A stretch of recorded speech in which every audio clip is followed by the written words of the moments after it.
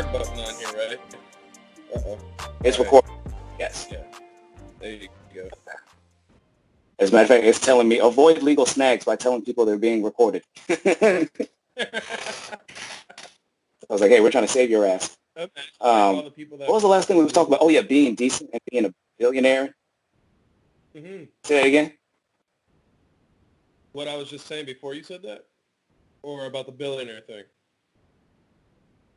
Oh, no, just the thing you said like 5 seconds ago. I already forgot it. I don't know. It's all good. But I have short-term memory loss, motherfucker. Oh, don't we all? Yeah. I'm on a edible right now. Oh, you really? Yeah. Just gonna keep it you as this conversation goes on. That's hilarious. No, it's cool. No, it's cool. I mean, like, we're not rookies, and I didn't take enough to be like, so I'll be like, yeah, Caesar, you'll have to carry out. Yeah. It's just so I won't have to get up and take smoke breaks, really. Oh, I got you. I got my pen in my pocket, but I'm awake. I'm already pretty faded still. I know. You do your thing. I just have a different situation. I can't. I have to walk outside and smoke. Oh yeah. I feel you. I'm the same way. I mean, because I got the kid in the house, so I can't really be smoking inside my house anymore. Even like when I go smoke outside and I bring the pipe back inside, it makes the house smell, and that's a problem. Because you never know. Like if my mom was to like come over to visit her grandchild, and it's like, ooh, what the fuck is that smell? I mean, I'm a grown ass man. I can do whatever the hell I want, but it's just not a good look. Like I have a white baby. I don't know if you've seen pictures of my baby. She's white. She's really white. She looks like me. I see you. If I was a little white girl, that's what my kid looks like. And so it's already hard enough to be a person of color with a white child, out in public. But I can't be a person of color with a white child and be visibly high or have the stench of marijuana around me. You know what I mean? Like it's too much. Someone's gonna make a phone call, and it could go wrong. So yeah, I got my pen. I hit it, blow it out the window or whatever. Yep. Good. It's stealthy. Stealthy and that's exactly. Yeah. That's right. Yeah, and with the smell, like when you bring the pipe in, because I use a pipe or whatever, I just keep the shit in a baggie. I use a little Ziploc bag that has a slider on it, and that's simple as that. Keeps whatever. It'll be on my breath or my clothes or whatever, but it won't be something that just emanates to like the last apartment. Right. Shit, man. So how's quarantine been for you? I mean, it's in terms of like, I'm cool in terms of like, my money is straight. I don't have to work because I'm not an essential worker, luckily, and I have more time to just focus on myself, and focus on my own shit, which that's cool. The trade-off is, the problem is, like a lot of the stuff, obviously I'm trying to, I still do entertainment. I primarily play music and a couple different projects and was organizing, different events. And so, of course, all that shit gets shut down, to whoever knows. But then also, I'm starting to realize just how much I crave other people's company, or how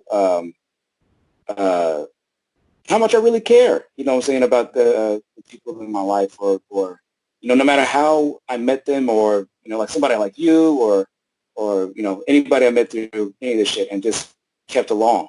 I'm just like, damn, I really need to stay connected with motherfuckers, because thinking of all the people that I ran into and those whom just kind of came and went, those who stuck around, it's like, what do you do to keep them fuck around and really be concerned about them, and then also I have my needs, because I want people to check in on me and shit.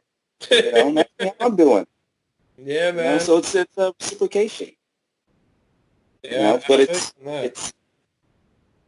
so it's like things that's been the hardest for a lot of people. Not everybody has roommates. Not everybody lives with their family members or with their significant other. some people just live by themselves. There's some people that live in nursing homes, and can't have visitors and Yeah. stuff. There's old people. Like my nana is 90, I don't know, 92 or something like that, 91, I don't know, something like that. She's up there, and the only person that she can see now is her caretaker. Like my aunt, who lives in the same building with her and usually visits her every day, hasn't seen her this whole quarantine. And then she like Wow. literally lives like 20 steps away from each other. You know what I mean? It's tough. Yeah. And people take for granted, that human connection. And it's driving a lot of people to depression and like suicidal thoughts. And, Mm-hmm. I'm starting to see people kind of show their struggle a little bit more, especially with not being able to do Masks are anything. slipping. What's that? Oh, sorry. I was sorry to cut you. I was just saying, like our masks are slipping, our facades, and are falling Yeah, because our routines and shit are disrupted. So, like, no pun intended, right? Mask slipping off. But yeah. yeah, it's kind of sad, and this is just the beginning too. It's been what, 2 months, right? Basically mid-March, around mid-May. So it's been almost exactly Yeah. 2 months, and they just rolled out a plan for what was it, 3 more months minimum in LA. They're talking about it might be a year, 2 years, and it's gonna start to take its toll, especially like when the summer rolls around, starts to get really hot. People don't want to be in their homes anymore, man. It's like even here, you know how it is here.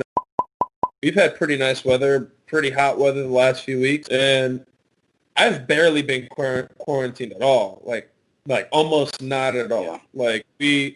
There was 5 days that we went to my dad's house. We quarantined out there, but like every other day, like we've been going on drives, like just up and down the coast. We've been driving through like Mm-hmm. nice neighborhoods, like like Mm-hmm. all up and down the coast, north, south, everywhere. And we'll just drive around for 5 hours. Just put the baby in the Yeah. back seat and just look at really nice houses. I'll turn into the street and be like, oh, what's over here? Turn over there and be like, fuck, look at all these $1 million houses. Like never been here before. This what's over there. Oh, look at these rich motherfuckers. Like, I don't know. It's fun to do. It's something to do. We've got to check out the blue waves. Mm-hmm. We've gone on hikes. We've gone on a couple trails. We found some trails with like waterfalls Okay. and shit. Oh And shit. yeah, What the hell is last this? night we went to. So I actually got my homie to move from Indiana back to LA, Oh and shit.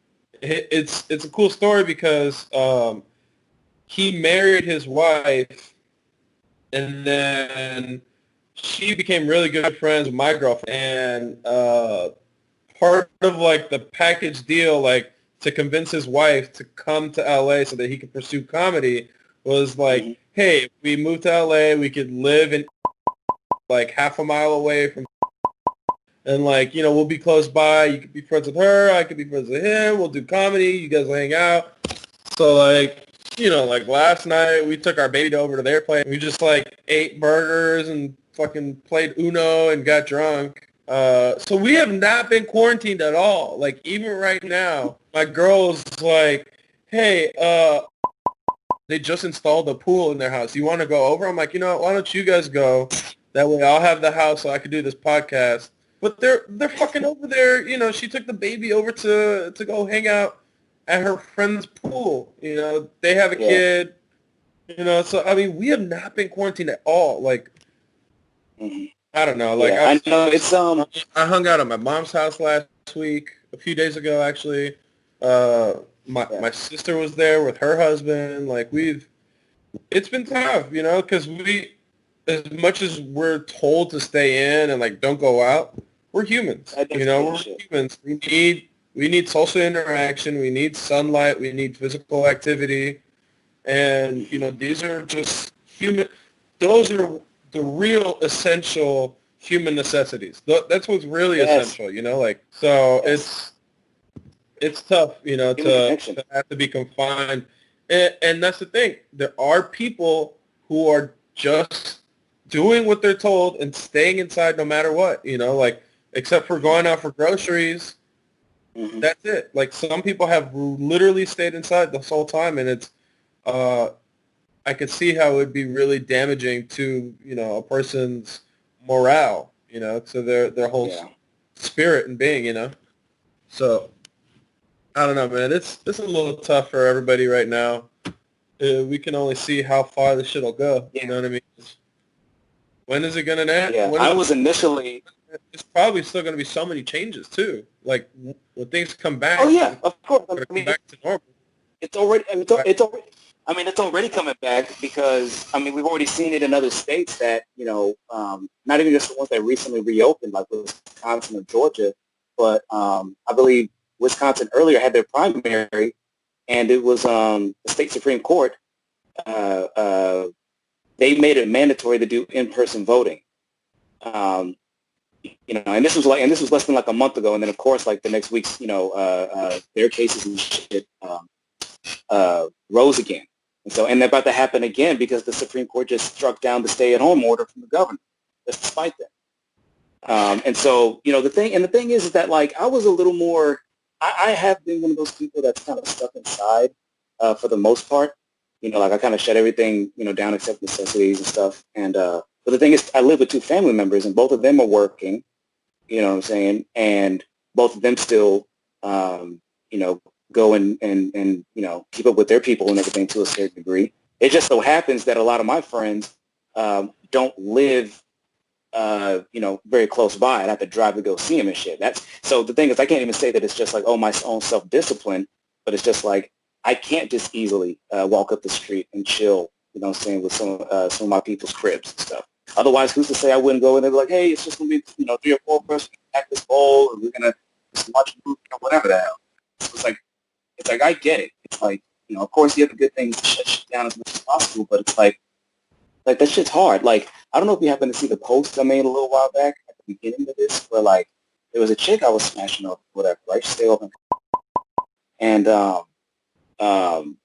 like right before the stay-at-home orders were coming down, I had already told my job like I'm not going back to work, and then I told her, hey, I guess it looks like we're not going to be seeing each other for a minute, and she was like, why? Because of because of the coronavirus and shit. And she was like, oh, that shit. She's like, that ain't nothing that some good pussy and throat can't fix, but whatever, good riddance to you. And If and I was just kind of like, pussy whatever. and throat And was the remedy for every virus and bacteria out there, oh my God, can you believe it? Would you believe it? yeah, right. It's like I think you got that backwards, Don. Yeah. you know, You're but like, yes, I'm just getting my medicine right now. going over there slinging that pandemic dick. Yeah, Um, pandemic. That corona cock. but the thing is, The pandemic Corona penis. cock. Hell yeah. I was talking with my other women friends who I dated a couple years back. I told her because that chick, I didn't delete or block her or nothing. And then today, saying like 2 months in, she hits me up and she's like, "But did you die?" And I was like, and I was like, "It's not." I was like, "No, not me, but it's a ton of other people. And this is a black woman too." I was like, "And it's mostly hurting black folks." I was like, "We don't need to be out there helping the shit." And then she was like, "But did you die?" And I was just like, "LOL, this bitch." I was like, I'll still keep Yeah. her number in there in case things, whatever. Eventually, I mean, I'll see how much longer I can hold out or whatever. It's like, I'm gonna go clap some cheeks eventually. Right. Okay, really. Yeah. Get in them cheeks like It's like at the end of the day, freedom. Yeah.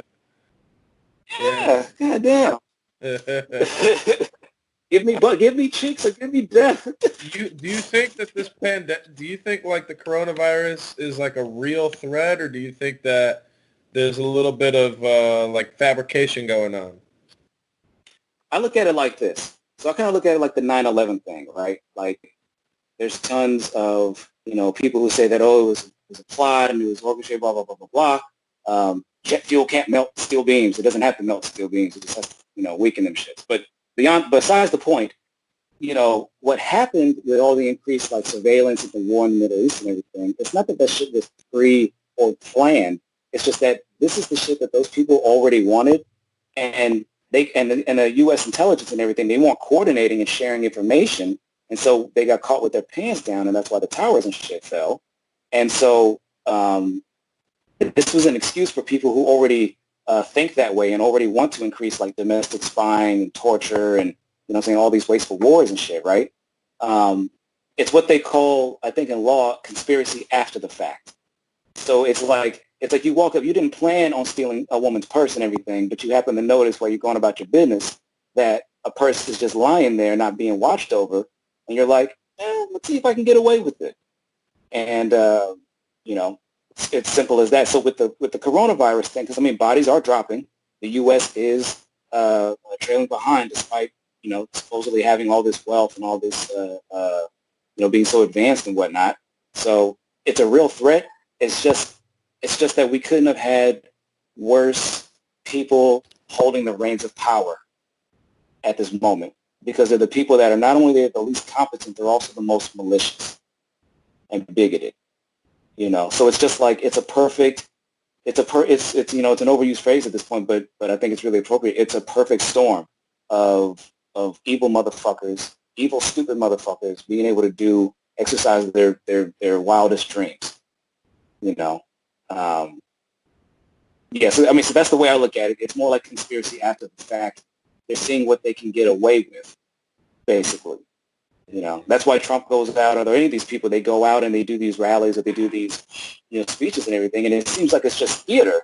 But really what they're doing is they're getting a temperature check to see how people might react to if they take things. Should I take things? Can we push it further? Do we need the real things back? Do we need to, go that direction? Blah, blah, blah, blah, blah.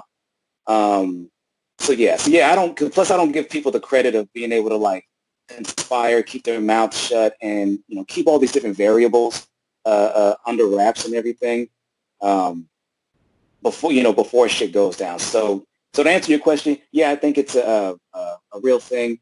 It's just that we have the worst people in leadership to be able to steer us out of it, which is why it's going to take so damn long. Okay. The reason I asked that is because I've been seeing a lot of conflicting reports. I've been seeing things where they're saying that, the original projected amount of deaths was supposed to be like, let's say, like 30%. And then 1 month later, they're like, okay, it's not 30%, it's 20%. And then like 1 month later, they're like, okay, it's not 20%, it's 10%. And they keep lowering and lowering the numbers of how many people they think are going to be affected. Not only that, I was just reading today, for example, that they've been opened up back in Florida, and that the cases have actually gone down in Florida after they reopened everything back up. So it's like, how is it that more people are interacting with each other and this isn't spreading the way that it's supposed to spread, right? Again, these are just, single reports here and there. But then for every report that you say that, everything's getting better, you have another report saying that, oh, there's 1,000 more new cases and this and this and that. The other thing that I've been hearing that is kind of problematic is that they've been attributing coronavirus to any and almost every death that comes across their table. So, like, if a person died, from a heart attack, coronavirus. Oh, if they died in a surfing accident, coronavirus. Oh, if they an anvil dropped on their head, coronavirus. I actually had a friend of my girlfriend's friend, like his best friend died, and he was like a big heavyset guy, and I guess the day before he died, he's having like heart problems, and they think he had a heart attack, but he died like this, like in just one day, and they came back and said it's coronavirus.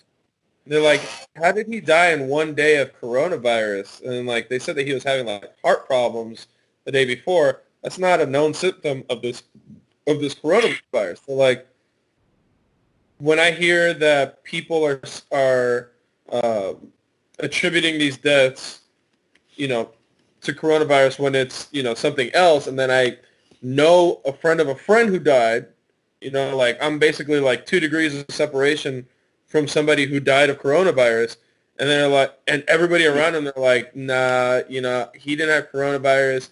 He had a bunch of people in his house living with him. None of them got it, but all of a sudden he died of coronavirus. And we're talking about like a guy who was like pretty severely overweight, unhealthy, and you know, just probably had a heart attack, you know, from being unhealthy. So that's like kind of the thing that makes me wonder, like, all right, what's really happening? Like, why? What is the real motive for keeping us indoors? And I heard this other theory that kind of blew my mind a little bit because I'm like, that is some shit that people have been talking about for a long time.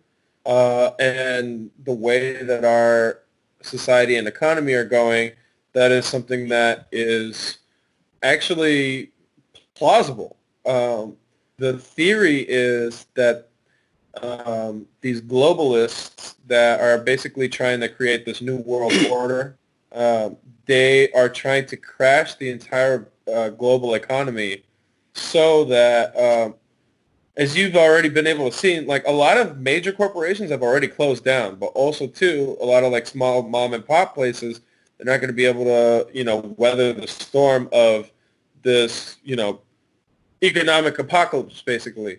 So Mm-hmm. going to end up happening is, you know, the market is going to shrink because so many competitors are going to be asked out after this.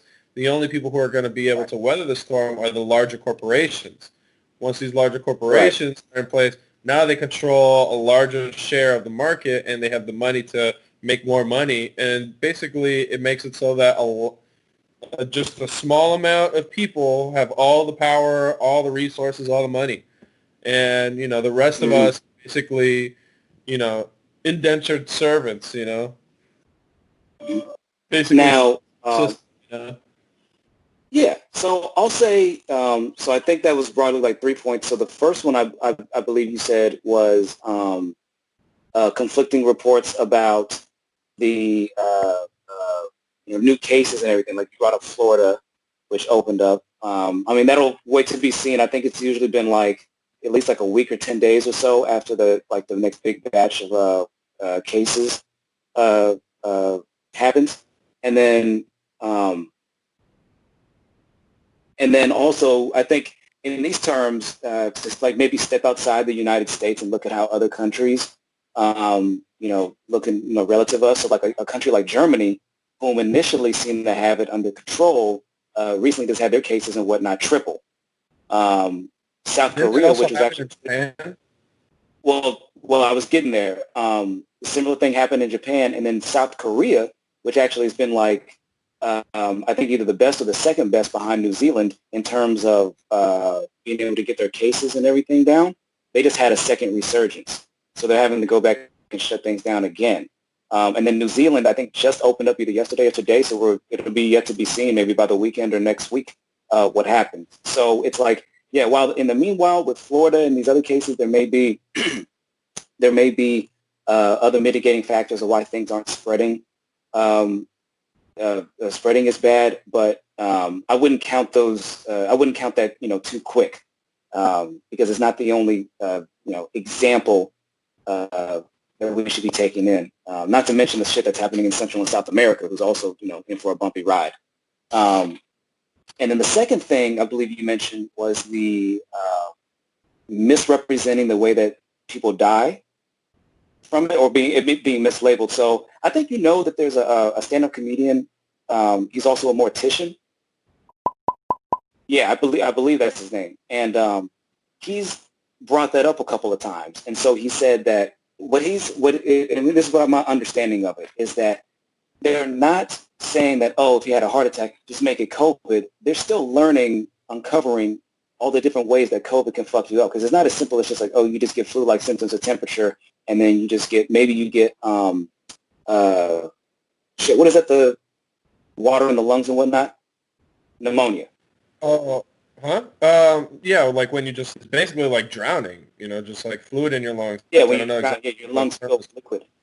Right. And so it's not that they're conflating the two or misrepresenting it. It's that they're still learning exactly what it does, because I just heard a story, and this is an Asian gentleman, and he was describing his symptoms, and it was stuff that we've heard before, like the fever and the coughing and whatnot. But then he also described that he had extreme diarrhea and a couple other symptoms that I hadn't heard associated with COVID yet. So it's like, but he did come back positive in the tests and whatnot, and said he went through hell physically while trying to recover. So it's like we're still figuring things out to a degree. And I've heard stories about like, oh, they get more money to hospitals if they do them as COVID. But I'm like, why would they go in that roundabout way when they could just be getting more money from the government or whatever authority is signing that shit off? You know, because that's not coming from citizens. Citizens aren't paying. You know what I'm saying? After that, it's some other, institution. So it's like, why would they do that roundabout way of something? But yeah, I was hearing the same. I was hearing the same thing. Complicated and necessary.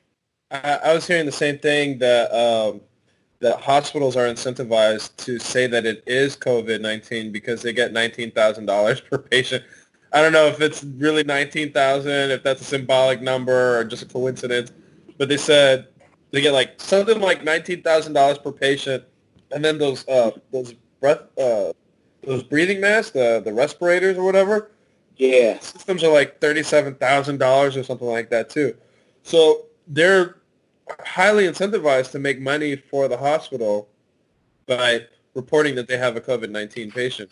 But also what I heard was that because COVID has been around for a while, so we might have already had it in our system, or, some people just had like a small trace of it that was, basically negligent, and they're like COVID-19, so again, you never know what you can trust. You never know what you read. Some of the shit you read on Facebook and you're like, oh, that could be true, but you never know because it's just a bunch of people hypothesizing. Yeah. It's just a bunch of people like you and me who are like, we see shit on the internet and then we have to make our own decisions of, this is what I think may or may not be the truth. And for me, it's like, I don't know if this shit is real or not. I'm just going to be safe as possible. But, I mean, at the same time, it's like I got to live my life, you know what I mean? I got to do what I got to do. Like, and I'm also the kind of person where I'm like, look, we're all going to die. I'd rather not die of some, like, super horrible, painful disease. But I can't choose that, Like, if we could all choose how we die, we probably would all do that, right? Nobody would choose COVID-19. But, like, when it's your time, it's your time. I've seen, like, some incredible deaths where, like for that person to have died right at that moment, like, some crazy infinitesimal, like, chance had to happen. Like, they had to have walked into the room at the same exact time that this bullet was crossing, and boom, like, they got their head shot off. You know what I mean? Like, it's like, that was that dude's time. That was his time. That was phenomenal. That was his time, It's like, sometimes there's nothing you can do. If it's your time, it's your time. So if coronavirus is what's happening, so be it, But I'm of course, try to be as careful as possible because you don't know if it's bullshit or not, And if it's not bullshit, you don't want to be caught with your pants down. Right. So so where I ultimately fall on this is on your third point. So while yes, there is the genuine concern over mass consolidation. Once again, I don't see this as a preordained thing because what was the general response from corporations and from government officials around the world? It was to ignore the reports. It was to play the shit down. It was to not do it. And then once it started actually becoming an issue and they realized, oh, fuck, if we don't actually care about people's health and well-being to some degree, then it's going to completely wreck the economy anyway because we're not going to be able to, it's going to be even more deaths and it's going to look even worse because you can have people literally dropping in the fucking streets at the grocery store, at the gas station.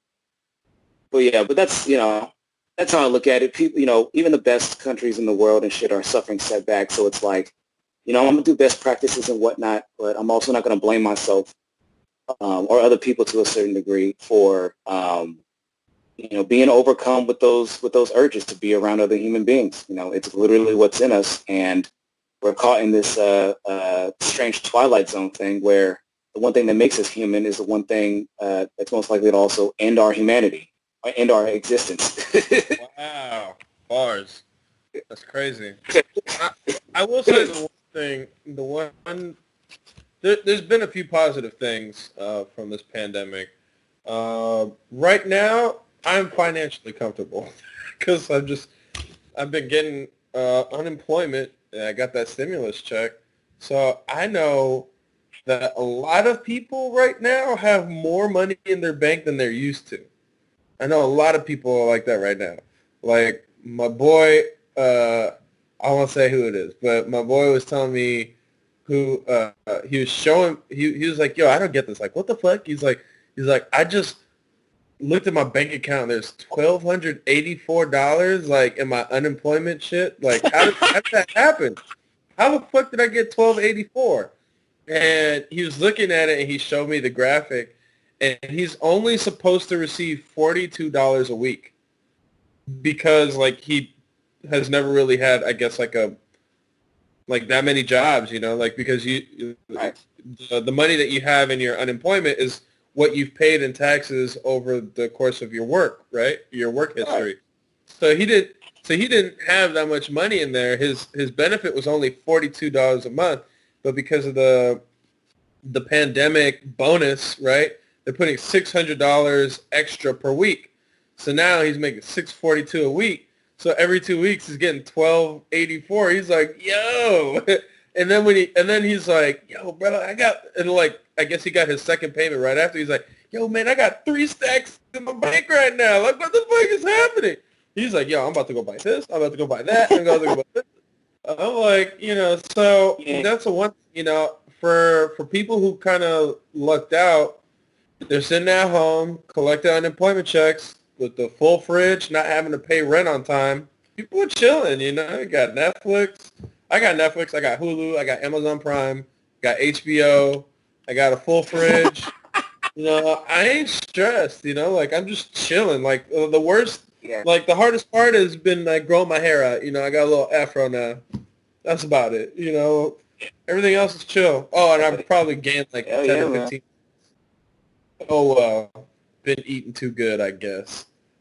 But it's been chill, bro. It's been Yeah. chill. You know what I mean? Like, what sucks is the essential workers who are making basically minimum wage. Like people who work at Taco Bell or whatever. They can't quit because if they quit, they don't get unemployment. So they're forced to work, but they're oftentimes not making anywhere near the same money that somebody on unemployment is making. You know what I mean? So it's like I'm I'm doing pretty good. I'm okay with it. Like I honestly, if it's gonna be like Yeah. this is a little staycation for me. You know what I mean? Like I don't mind. I'm still obviously missing having a life. I miss bartending. I miss, being able to go out and play basketball, or go to the gym. I miss stand-up, obviously. Those are like the real things that like I'm upset about. Like being able to just leave my Mhm. house and do whatever I want. But other than that, it's like I'm blessed. What can I say? I got family. I got my baby girl growing up right in front of me. I got food in the fridge, and I got Mhm. money in the bank. Can't complain. This pandemic Yeah. hasn't been too bad so far. Knock on wood, That's what I'm saying, it man. stays good. Yeah, right. Salute. Shit. Salute. Dude, that's the funny thing is that like I was in so before this shit happened, I had just paid off like my remaining credit card debt, and I'd only owed a little bit with the federal government, which I'm about to be done with. So it was like I was just getting out of debt. I had saved up a few racks and everything just from grinding or whatever, and I'm just like, okay, steady as she goes from here. And so and then my job and everything shuts down. So like you said, I've been getting the unemployment and everything. Then I got the stimulus check, and I stay with a family member. They pay primarily the rent, and they let us skip these last few months and shit. So I'm just like, damn, I'm not having to spend nothing, but I got plenty, And I guess like my indulgence has been music. I've been buying a lot more music from artists, just buying straight from artists off the page. Oh, yeah. And You then said also that giving to like instruments recently. charity political campaigns. Say that last part again? You said you've been playing instruments recently? Like you've been in a band or something like that? Or making music somehow? Oh, well, I've been playing.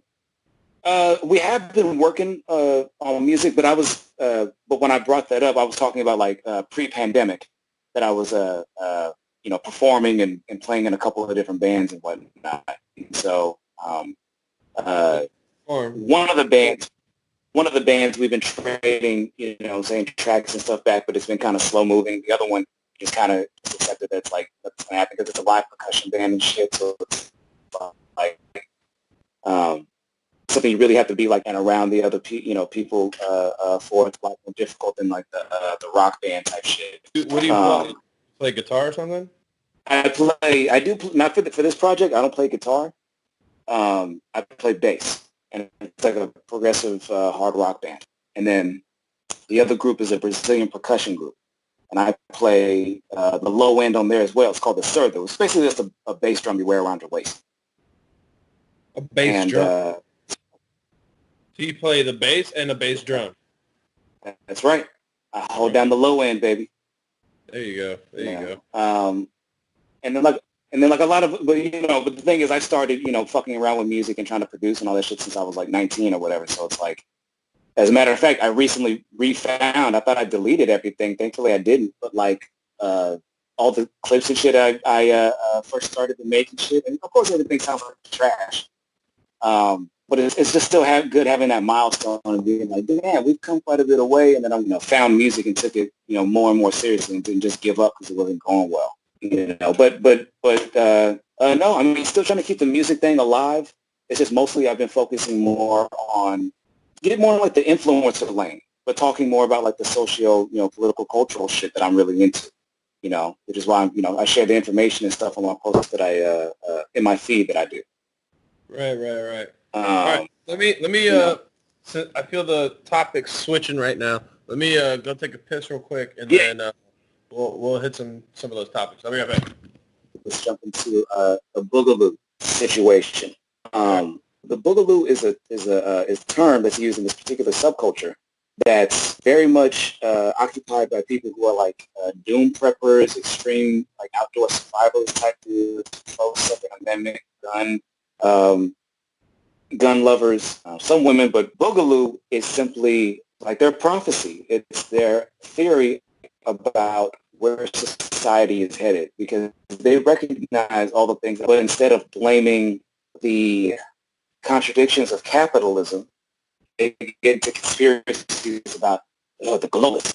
They get oftentimes the Jewish conspiracy. They talk about liberal conspiracy. Basically, it's scapegoating all these different groups that are responsible for the assumed decay of society, but they don't look at like bankers, or when they do look at bankers, they're almost always Jews, or they hate queer people, they hate feminists, they hate social justice workers who live in cities, urban elites, because they feel that they're supposed to be at the top of the pile. And so Boogaloo is basically like their theory of like, we got to accelerate the destruction of society as we know it, because society as we know it is what's keeping all of these other degenerate forces able to prosper. To me, they sound like if like the incels met the KKK and like butts. That's what they sound like. They sound like just a bunch of like bored losers. But I don't know. It's kind of scary, bored, man. Think about it. Bored and armed. Yeah. I mean that's scary. Yeah, bored and armed. And so you're not completely wrong. The other component I would add in there is you got your your KKK type races, and you got your right wing like fascist types, who like your Richard Spencer types and everything, and then you have excuse me, he's more like alt right, but then you also have those motherfuckers, the new edgy meme lord right that's everything is just a joke. Except if you happen to really find the joke funny, then let me tell you about the Jewish conspiracy. they put these like little funny memes out there to see who will respond, and they'll be like, all right, here's this booklet. Check it out. Jews are Yep. ruining everything. Yep. Exactly. That's it for them. And this is where like the whole debates around like, not to go off on this tangent, but like when people in comedy and everything about like oh, where's the line on being edgy and using slurs, and is this or is this not enabling racist bigots and whatnot? And it's like, look, like with anything, it's a case-by-case basis. It's a fine line you got to walk. But there's a reason why motherfuckers like Dave Chappelle, even for all the things, times which I may disagree with him, he tackles these subjects with a certain grace and tact that even other professionals who've been around as long as him can't do. Because it's a very, these are very, difficult subjects, to talk about. Because he mentions, like, in one of his last specials, like, there's no way to peacefully get white people's guns at this point, or anybody, or, especially white people's guns, but really anybody's guns at this point. It's too far gone, right? But to get back the to only this thing they can do in that regard is stop selling guns, and then if you have a gun, you get grandfathered in, kind of thing. But I don't know, man. I don't think I don't think gun ownership is ever going to go away. I think it's always going to be hotly debated. I don't know. I just don't know what is the solution here. You know what I mean? Because we obviously have a problem as far as mass shootings are involved. Of course, there's also the conspiracies that those are all those are all orchestrated too. You got like the Crisis Act, like Sandy Hook and all that kind of shit. So, and then, it also makes you wonder, like every other country in the world has the same systems as we do as far as like people have access to guns, people have access to violent video games, even more so in other countries like, China or Korea or whatever, but they're not experiencing the same problems that we are. So what is it about, American water that is making our kids go crazy and kill everybody? And then it's like, okay, if it's only happening here, what is the reason? And it makes you think, like well, shit, is there a conspiracy? Are these real shootings? Because I've actually spoken to a guy, I work with a guy in my union who was present when he worked at the nightclub in Thousand Oaks that got shot up like a year ago. And you told me the whole experience and how fucking scary and real it was. People really died. Yeah. But yeah, you gotta wonder, like, these people who are committing these crimes, why are they doing it? What is their ulterior motive? Are they getting some kind of other incentives from outside source or something that's telling them, hey, you go do this for us, we'll take care of your family after you die or whatever, Like, you want to go out, right? So you want to die, you want to take some people with you? I don't know. Again, I'm a huge conspiracy theorist. Like, I don't believe shit. I don't believe shit that if it's in the media, I'm gonna question it, no matter what. If you tell me it's 72 degrees outside, I'm gonna look outside and be like, I don't know. I can't trust you. I'm very distrusting of the media, of the government. If they tell me something, I'm like, okay, I take it with a grain of salt. And I hear what you're saying, but I'm not sure if I'm going to believe it or not. And that's so crazy. We live in a time that we can't even trust basic information coming at us. Like somebody could tell you that wall right there is white, and you're just like, I don't know anymore. I don't know. It looks white. You told me that it's white. I can't tell if it is or is not because you've lied to me so many fucking times. You know what I mean? You've been lied to so much. Right. So much has been hidden. So much has been made to seem, one thing when it's another. They've rewritten so much history to make it seem, to make it look good for them. I don't know what to trust anymore. Right. And with gun rights and like this Boogaloo shit, fuck, man. It's a scary time to be living in. But I think that's one of the constants of humanity is that there's a nonstop war. We're always at war. I think There's a statistic somewhere that like out of like the 300 years that we've been a country, we've only been at peace for like 12 of them or something like that. Like so, I don't know what the numbers are. But it's something ridiculous. Like we've been at war like almost the entire time with somebody or something. I don't think it was 12 years. It might have been like 50 years or something like that. But there's always something going on. Right. So I'll say this about that, about all that. I understand, yes, of course, it's important to have skepticism. Part of the reason why the conversations have gotten so muddied is, yes, because of forces within the mainstream media and our politicians and all their lines. The thing is, once again, like I said, the reason why I don't always just fall into these conspiracies is because we have plenty of times to show them when they bungle their own operations or things just in general just not going the plan or getting leaked. So are there real conspiracies? Yes, but for the most part, um, they don't have the same kind of impact that they are often fantasized or dreamed up to be. You can go look up, Operation, Mongoose or Operation, whatever the fuck. Yeah, I mean, yeah, I'm not saying there's not the, destruction of fucked up things going on, but that we oftentimes talk about like the CIA or the FBI.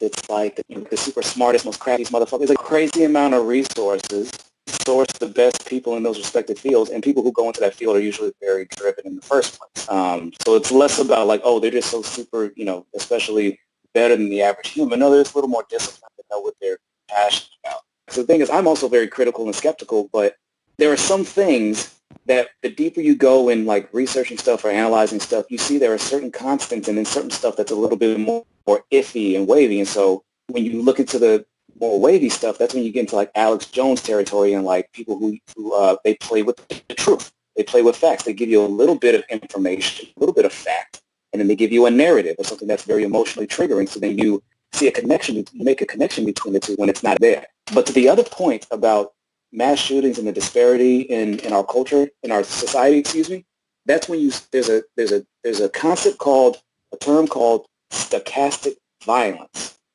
And stochastic, all that means is like bit by bit, or excuse me, it means like random.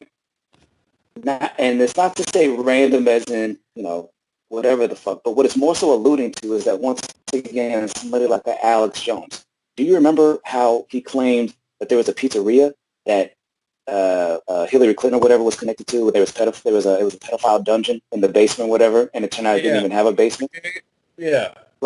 So, and that dude, he drove up from several states and fired a rifle, whatever, because he was inspired by Alex Jones. But what he did with his platform and what he's, massaging people's minds and making them believe all these conspiracy theories and this emotionally triggering stuff is that people who would do that shit are getting radicalized. What Alex Jones does is the same thing that like extreme Islamists do, or people who radicalize people to go out and do crazy shit, like go terrorize a community or whatever, right?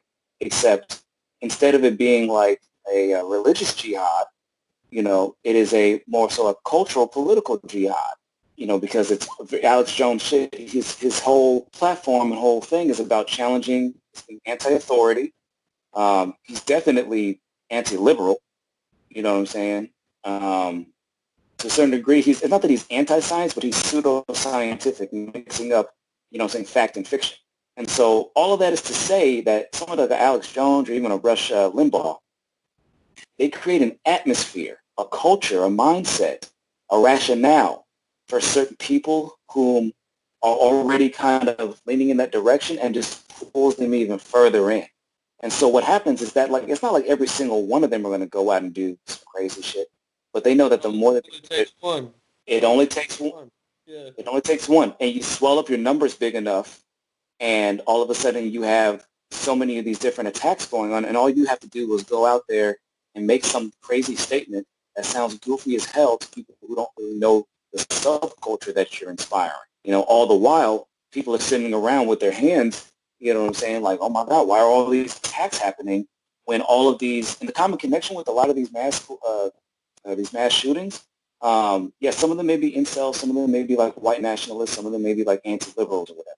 But the real common thread between all of them comes from this notion that there is a single group of people who are holding them back, or who is responsible overwhelmingly for the worst, things going on in our society, instead of being able to take in the fact that there's a lot of different shit going on at the same time and happens to different degrees. You know what I'm saying? But by but by the time they get there, it doesn't matter whether it's somebody who's shooting up, killing women because he can't get laid, or if they're killing, immigrants, or if they're killing, what I'm saying, black and brown people, or just killing, whatever the fuck. But it's stochastic violence really just kind of refers to the violence that kind of occurs not from direct command, but from the general existence of a certain culture and philosophy, which gives permission, what I'm saying, to do this shit. Just like in certain extreme religions and whatnot, their religions and stuff give them the justification they need to go out and do this shit, and it's like I brought up the gun thing, not so much like, oh, what do we do about gun stuff, but that to recognize that that's a component and to talk about why there's such a disparity. The United States does have a very unique history with all of how different groups have come to have their place in society and whatnot.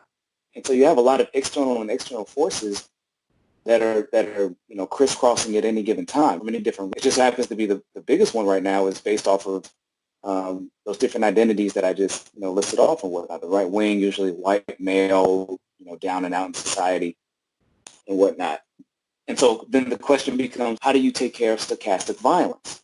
Well, if it's something that comes, this is where you have the quote unquote SJWs who are like, no, don't allow white supremacist alt-right motherfuckers to be platformed. And then you might be like, what do you mean? It's just, they're just, sharing memes, they're just telling jokes, or just, let them have their free speech and shit. It's just like, no, give more tolerance to the intolerant. And that just allows that shit to breathe. A tolerant person cannot use the same rules that they would engage in with other tolerant people. Going into a knife fight or a gunfight and shit, like, I'm a pacifist, I'm not going to return, any fire or whatever. It's just you leaving yourself up to the whims of that, and you put your life in their hands. So that's why it's like, no, you don't have 100% free speech. There's definitely limits on that shit. It's case by case basis. In the case of fucking Nazis or one that unite the right type shit, I'm like, nah, it's a hard no for me. And to me, that's how when you deplatform that shit, it does work, because it shows that these ideas and shit are not welcome in the mainstream conversation. And so that often stifles them from even expressing them in a localized level. So, this is why cultural battles and representation and shit does really matter, because it's not that every single person sees this shit and eats it up and internalizes it, but it's about, are there enough that it will make a big difference in society? I don't really know a lot of people who just say they're out and out Alex Jones fans, or out and out Ben Shapiro fans, or out and out Jordan Peterson fans and shit, just because I don't really hang with that crowd. But I do see their influence in different sectors of society and whatnot. And so to me, that's where it comes from. Definitely a whole lot of propaganda out there. There's a lot of what they call fake news or false news, or that's why I really, really fucking hate politics, is because you never know what information you're being fed that is potentially, completely 100% false, that has some kind of agenda behind it. They want you to believe a certain thing is true when it's not. And whether you're Republican or Democrat, to me, it's like that old South Park episode. It was like you're voting either for a douchebag or a turd sandwich.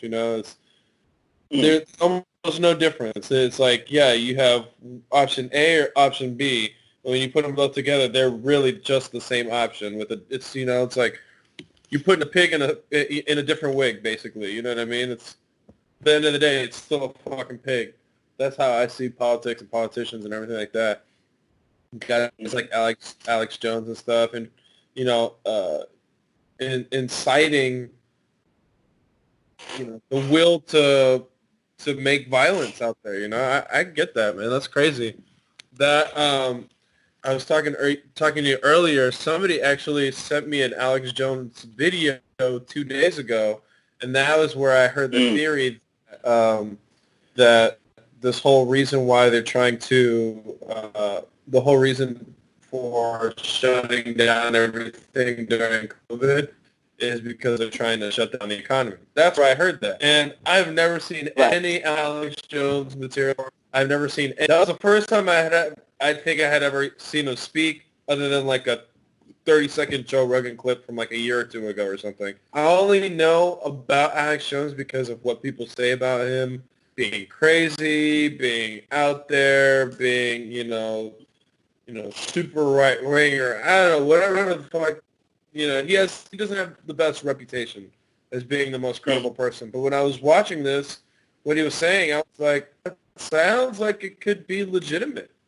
The globalists, the powers that be, the puppet masters or whatever, trying to shut down the world so they can crash the economy and then, turn a profit off of that. I was like, that. I Mm. mean, I don't know if that's true, but that makes sense. That makes sense that could See, be something that's that the happens. thing. See, that's the problem, and that's the scary thing about that shit is that once again, it's this playing with truth. And so once again, it's like, yeah, there's an element of truth in that governments and corporations and shit are always trying to consolidate power. We know that, but it's taking that step further of saying yes, every time that they have an opportunity to do that, it's because they preordained it, they pre-orchestrated it.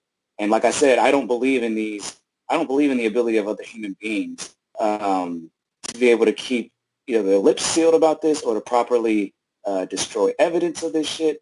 I mean, people fuck up these, deep, quote unquote, deep state conspiracy shit. They fuck them things up all the goddamn time because at a certain point, it's just a bloated bureaucracy, and you just hire people based off of their skills on a resume or whatever, but that doesn't take into account how disciplined or focused or how stable that person's life is. But to get back to the main point is that's the problem with like Alex Jones is because he plays into the genuine concerns and criticisms that we have of our society, but takes them to a level that's beyond the reach of facts. Because like you said, I don't know if this shit's true, and most of us aren't going to have the time or the energy or desire to go and really research everything we hear. It's impossible because we take in so much. So you go with the shit that makes the most sense and can fit with the way you already look at the world. Because if you're somebody who really respects the government and is more likely to just listen to everything they say, you'll see, Alex Jones as a crank. I don't see him as a crank. I think to me, he's Machiavellian. You know what I'm saying? Like he knows what he's doing. And he's reaped the benefits of it for so long. So, but once again, that's the thing to watch out for is not giving you hard facts and shit, but it's kind of playing into your general feelings about a group or about a system or whatever, and just saying that, yeah, well, if you were right in your assumptions about this thing before, then I mean, you're most likely to be right about this thing now. And it's like, no, we that's not scientific. That's not real like journalism or research. You know what I'm saying? You don't take that schism of, well, you were right before, so we must be right this time because it's the same people who always do the same shit. And it's like that's not always the case. And then in terms of like like you said, not being able to decide what's true or false. I mean, yeah, that is definitely part of it. It's information overload. So it's like we're gonna feed you so much shit throughout the day that we already know you're not going to go and look it up, but you are going to be left with the emotional and psychological imprint. So that way, when you think about, and this is where stereotypes and shit come from, because yeah, while you're sitting calm in your crib and everything, you're able to think in all these different scenarios and be abstract and blah, blah, blah, blah, blah, right? In other people's shoes. But when you go outside, you're walking down the street or whatever, we all get tunnel vision. You know what I'm saying? And there's a multitude of different factors that come into how you interact with people or a certain group or whatever based on the identifying markers. Based on the different identifying markers you make. So it's like I definitely get that, and the only way to combat that shit is to like be somebody. It's really to be over informed or to make most of your time just sifting through information and seeing what things are actually true or not, which is why true journalism and shit has been failing because it's very time expensive, but it's not very lucrative. But it's absolutely necessary because, like you said, there's just way too much fucking info for the average person to make sense of it. And then you get motherfuckers falling into cults or conspiracy theories and shit, you know. Because hell, let's move away from Alex Jones. Let's move to something that's maybe a little bit lighter. Tiger King, you know, Joe Exotic. I didn't watch the shit. I'm not gonna watch the shit, but I get the gist. You know what I'm saying? I get the breakdown and it. And It was basically, what I entertaining. see, It was yeah, entertaining. yeah, oh yeah, I have no doubts Something to do about while that. you're on. Why not? Oh yeah, I mean, I'm not, you know, I'm not mad. It's just, I'm just like, I'm just like, I get it. But to me, what it reminded me of was Scientology. When I listened to Joe Exotica and then the woman who was his nemesis, Carol Baskin. Um, Carol Killed Baskin her Roberts. husband, stabbed. What the hell fed her. them to tigers, they snacking. Wait, did he record that or was that somebody else that, because I know he did record a I diss think track. it was an internet thing. Okay, okay. Because I know that was a Megan Thee Stallion track, but I know he's also recorded diss tracks against her, but I didn't listen to him, so I don't know if that was him or not. But in any case, I know you know the Church of Scientology and Ron L. Hubbard and everything like that, and I don't know if you've ever been to the place, to one of the churches of Scientology, but one of my bands, we played a gig there. One of the first things that tipped me off that this was a weird ass place is that the cops were super fucking friendly and like waving and shit at me and everything. I was just like, this is not normal. I said, what the fuck did we just step into? And the other thing that I quickly know, and not quickly know, is kind of the summary at the end of the day, is that it was a lot of younger people, young, conventionally attractive, seemingly well-educated people, very like go-getters. And I was talking to some of them and you know, just, you know, banter or whatever. And then I would ask them like, okay, so like, what is it really like? Where was your life at before you joined? And the common thread with all of these people, despite how, you know, competent and talented and everything they were, I came here chasing a dream. I was chasing a dream and the dream was shattered. And I really had no other good opportunities. And you know, so to take this out of desperation, and then slowly, because human beings, our minds are just shaped by our experiences and our conditions and whatnot. You go from, even if you're being a skeptic, to like, oh well, you know, they're paying my rent and my food, they can't be that bad, to oh, see all these different things that they're doing, blah blah blah, to like eventually you become a true believer, and it happens. It doesn't just happen overnight. So it's just like I see the same thing with like whether these cults of like Scientology or Tiger King type shit, or even an Alex Jones or a fundamentalist religious group, is that you're taking people who are super desperate. They don't really have maybe the best education or the best like critical thinking skills and knowing how to put, you know, things together, best social skills.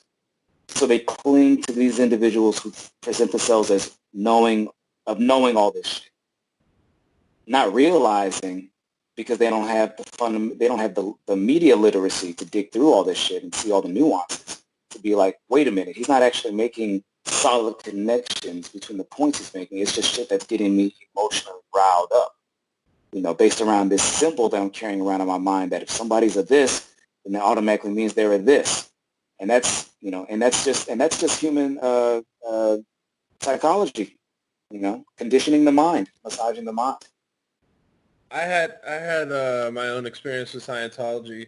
So I Mm, had first heard about them, you know, obviously with like Tom Cruise coming out as a Scientologist, and my mm, dad's friend was this crazy motherfucker who actually went in there, and he told me the story about how everybody in there was kind of like Stepford wives, where they're all like, "Hi, how's it going?" Da, da, da," like all kind of like, you know, like robotic almost.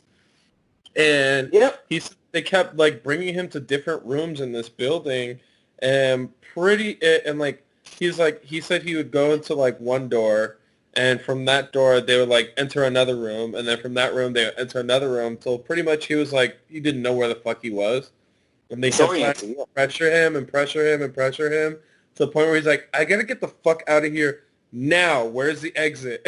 Like he left. Well, when I was probably like 6 years ago or something like that. I was in line for central casting. You know, they do like the Okay. extra Yes. ones, Oh and yeah. they were out there. They were out there. I Yep. was in line at 7 in the morning. And they handed me, you know, just like a pamphlet that was like, if you want to work on your acting, we help actors all the time. And actually, like, if you go online and look for parts, a lot of times you'll find that they're filming stuff. They're always filming something. But I was interested. I just kind of wanted to see, like, what I could find out, that they weren't telling the rest of the world. I was like, maybe if I go in, they'll tell me some secrets, right? Mm-hmm. And I go into their building in Hollywood and, I have an appointment. I'm like, just trying to check it out. I was like, hey, what's in that door? They're like, oh, nothing. Don't worry about it. And he's like, can I get a fucking tour of the place? And she's like, okay, here's the front parking lot and here's the lobby and here's the back parking lot. I was like, what about like fucking 20 All stories this of other shit. Yeah, I want to see the rest of that shit. Um, and honestly, the very core basic shit of Scientology is just how to be a good person. Like that's really all it is. Is like the things that they were talking to me about. They're like, so what are your goals? Like, what do you feel like you're missing anything in life? Are there any things that you struggle with in your interpersonal connections with other people? And basically, just like they have all these fucking self-help videos, like how to deal with people Yes. at work, how to deal with stress, how to balance your life and stuff like that. But that's just like the bottom level shit that they're telling you. So they like little by little indoctrinate you until you're like more like deeper into the cult. And I was actually watching this documentary where they're talking about how people couldn't escape.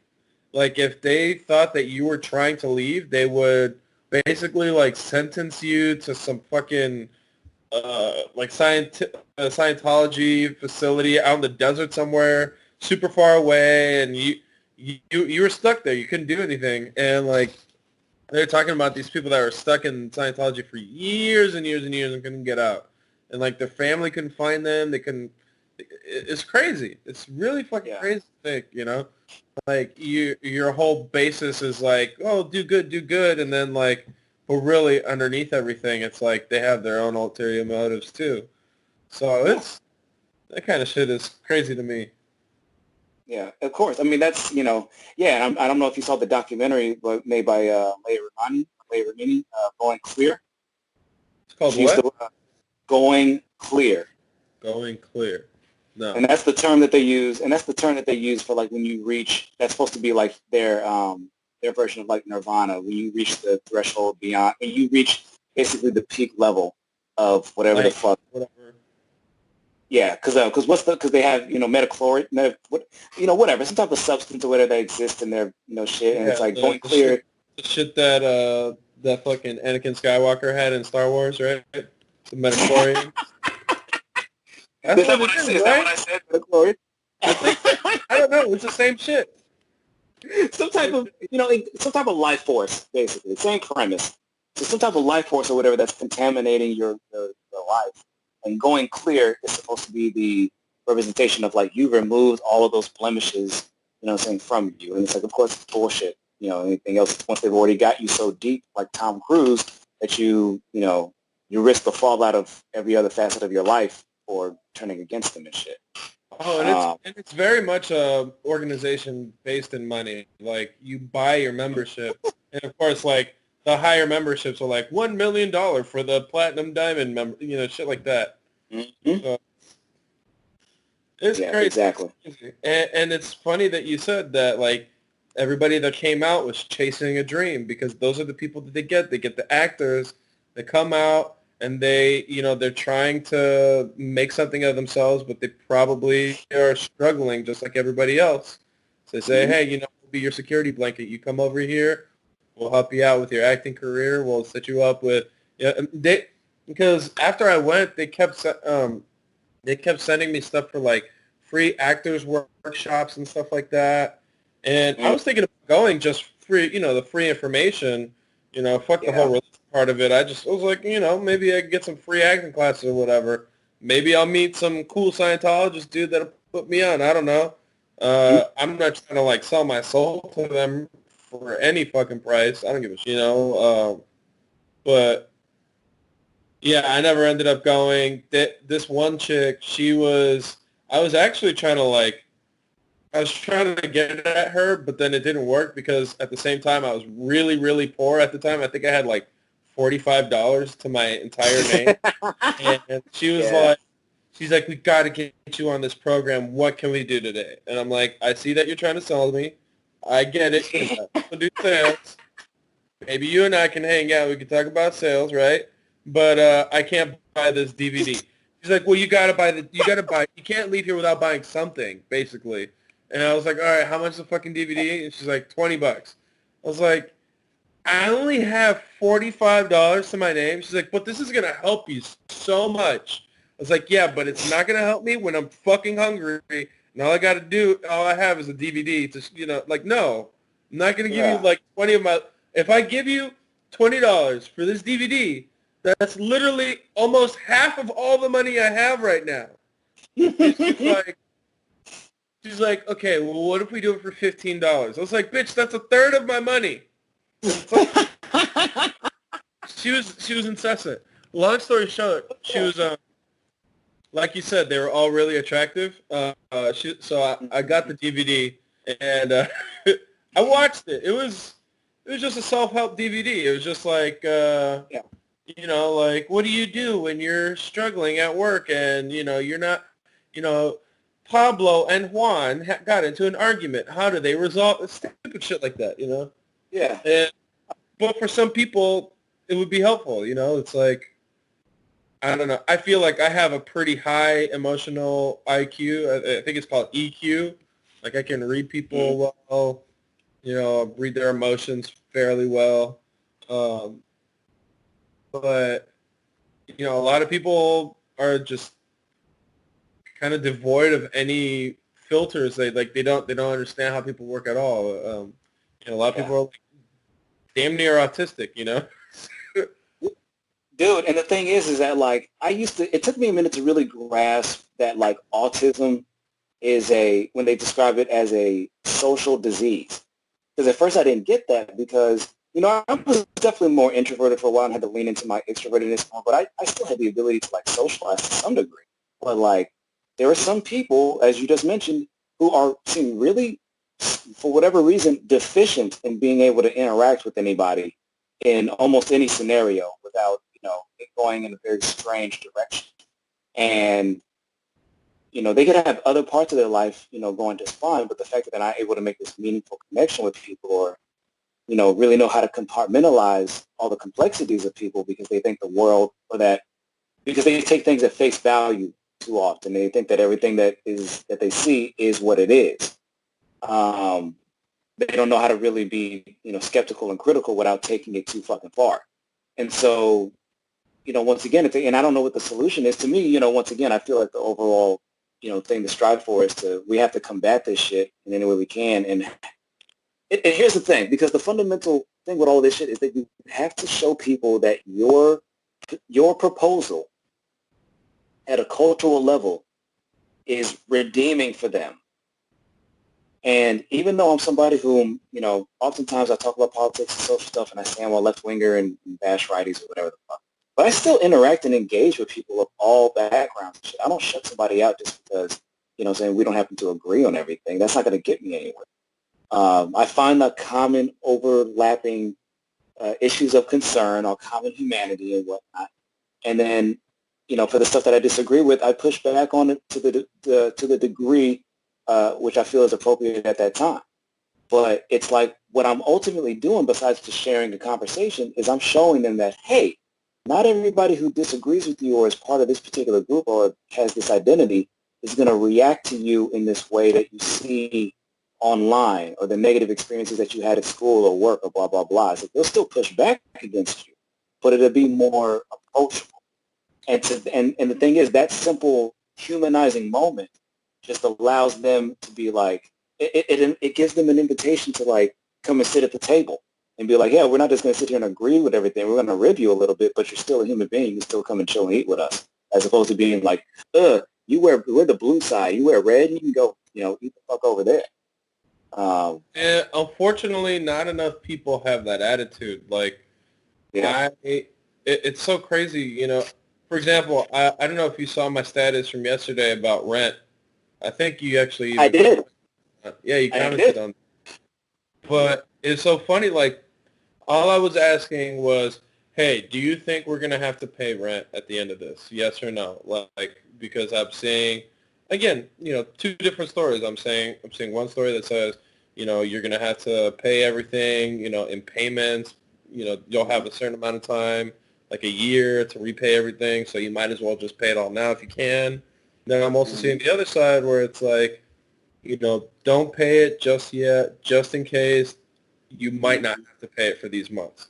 And so, Right. I was just inviting if there was anybody who was in the real estate world, anybody who's a property owner, anybody who works, with mortgages or anything, if somebody had some kind of insight that I didn't have.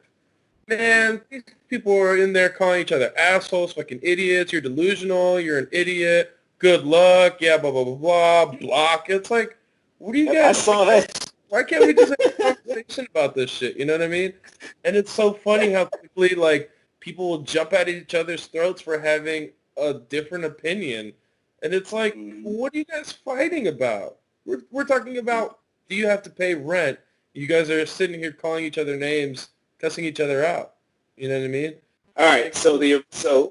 So what we was talking about before the intermission was how important it is to present your ideas and your way of doing things, your side, as being the most inviting as possible. That doesn't mean that you don't call people out for their bullshit, or that you don't push up against people's, points that you disagree with. But you don't do it in a manner to make the person feel like, oh shit, if I show myself to be wrong again, or if I come here to be vulnerable again, I'm going to be made to feel like an idiot, or to feel like a bad person, or to feel like just in general and not welcome. You know what I'm saying? And it's just like that hurts. Saying whatever side you happen to be on, because that hurts your ability to make people feel as if they have a place there. And ultimately, we're all looking for a place to some degree, and we're going to go to whatever is affirming us. So try to make your side seem as affirming as possible. Yeah, I think that that's just really part of the whole human ego is that everybody always wants to be right no matter what, right? And people want to be right so bad, or they want their cause, their reason, or their political party to be right so badly that Mm-hmm.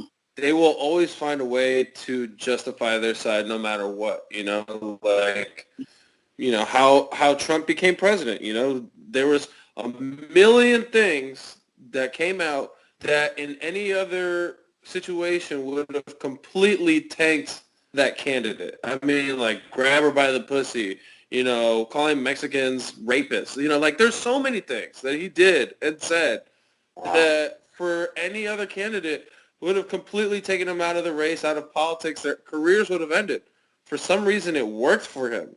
And it is because the people that liked him to begin with, they were willing to go to bat for him no matter what. They're like, well, he's the guy. They talk about grabbing people by the pussy all the time, which is true. But you can't be on Yeah, camera saying that shit. yeah, Have I said shit like that before? All the fucking time. But I'm not a yeah. politician, Same and here. I don't say it on camera. And if I No, did say it on camera, who cares? Because I'm a comedian. I'm not running for president. You know what I mean? right. And I'm not Stakes are talking high. about, like sexually assaulting women. You know what I mean? So Yeah, people just, yeah. at the end of the day, I think people just want to be right, and that's why it's kind of hard for things to ever get solved. Hmm. Humans are always going to be combative with each other. It's going to Yeah. take a whole lot for everybody to elevate all at once and to really have this like peaceful utopia that everybody is always talking about. But will it ever happen? Who knows? I think that would be like the next move in the evolution of humanity Hmm. is we when you talk about the evolution of humanity, you talk about, when we were basically apes, right? And now we're, so much smarter, so much more able to do other things. Um, I think the next leap will be when we are all linked consciously.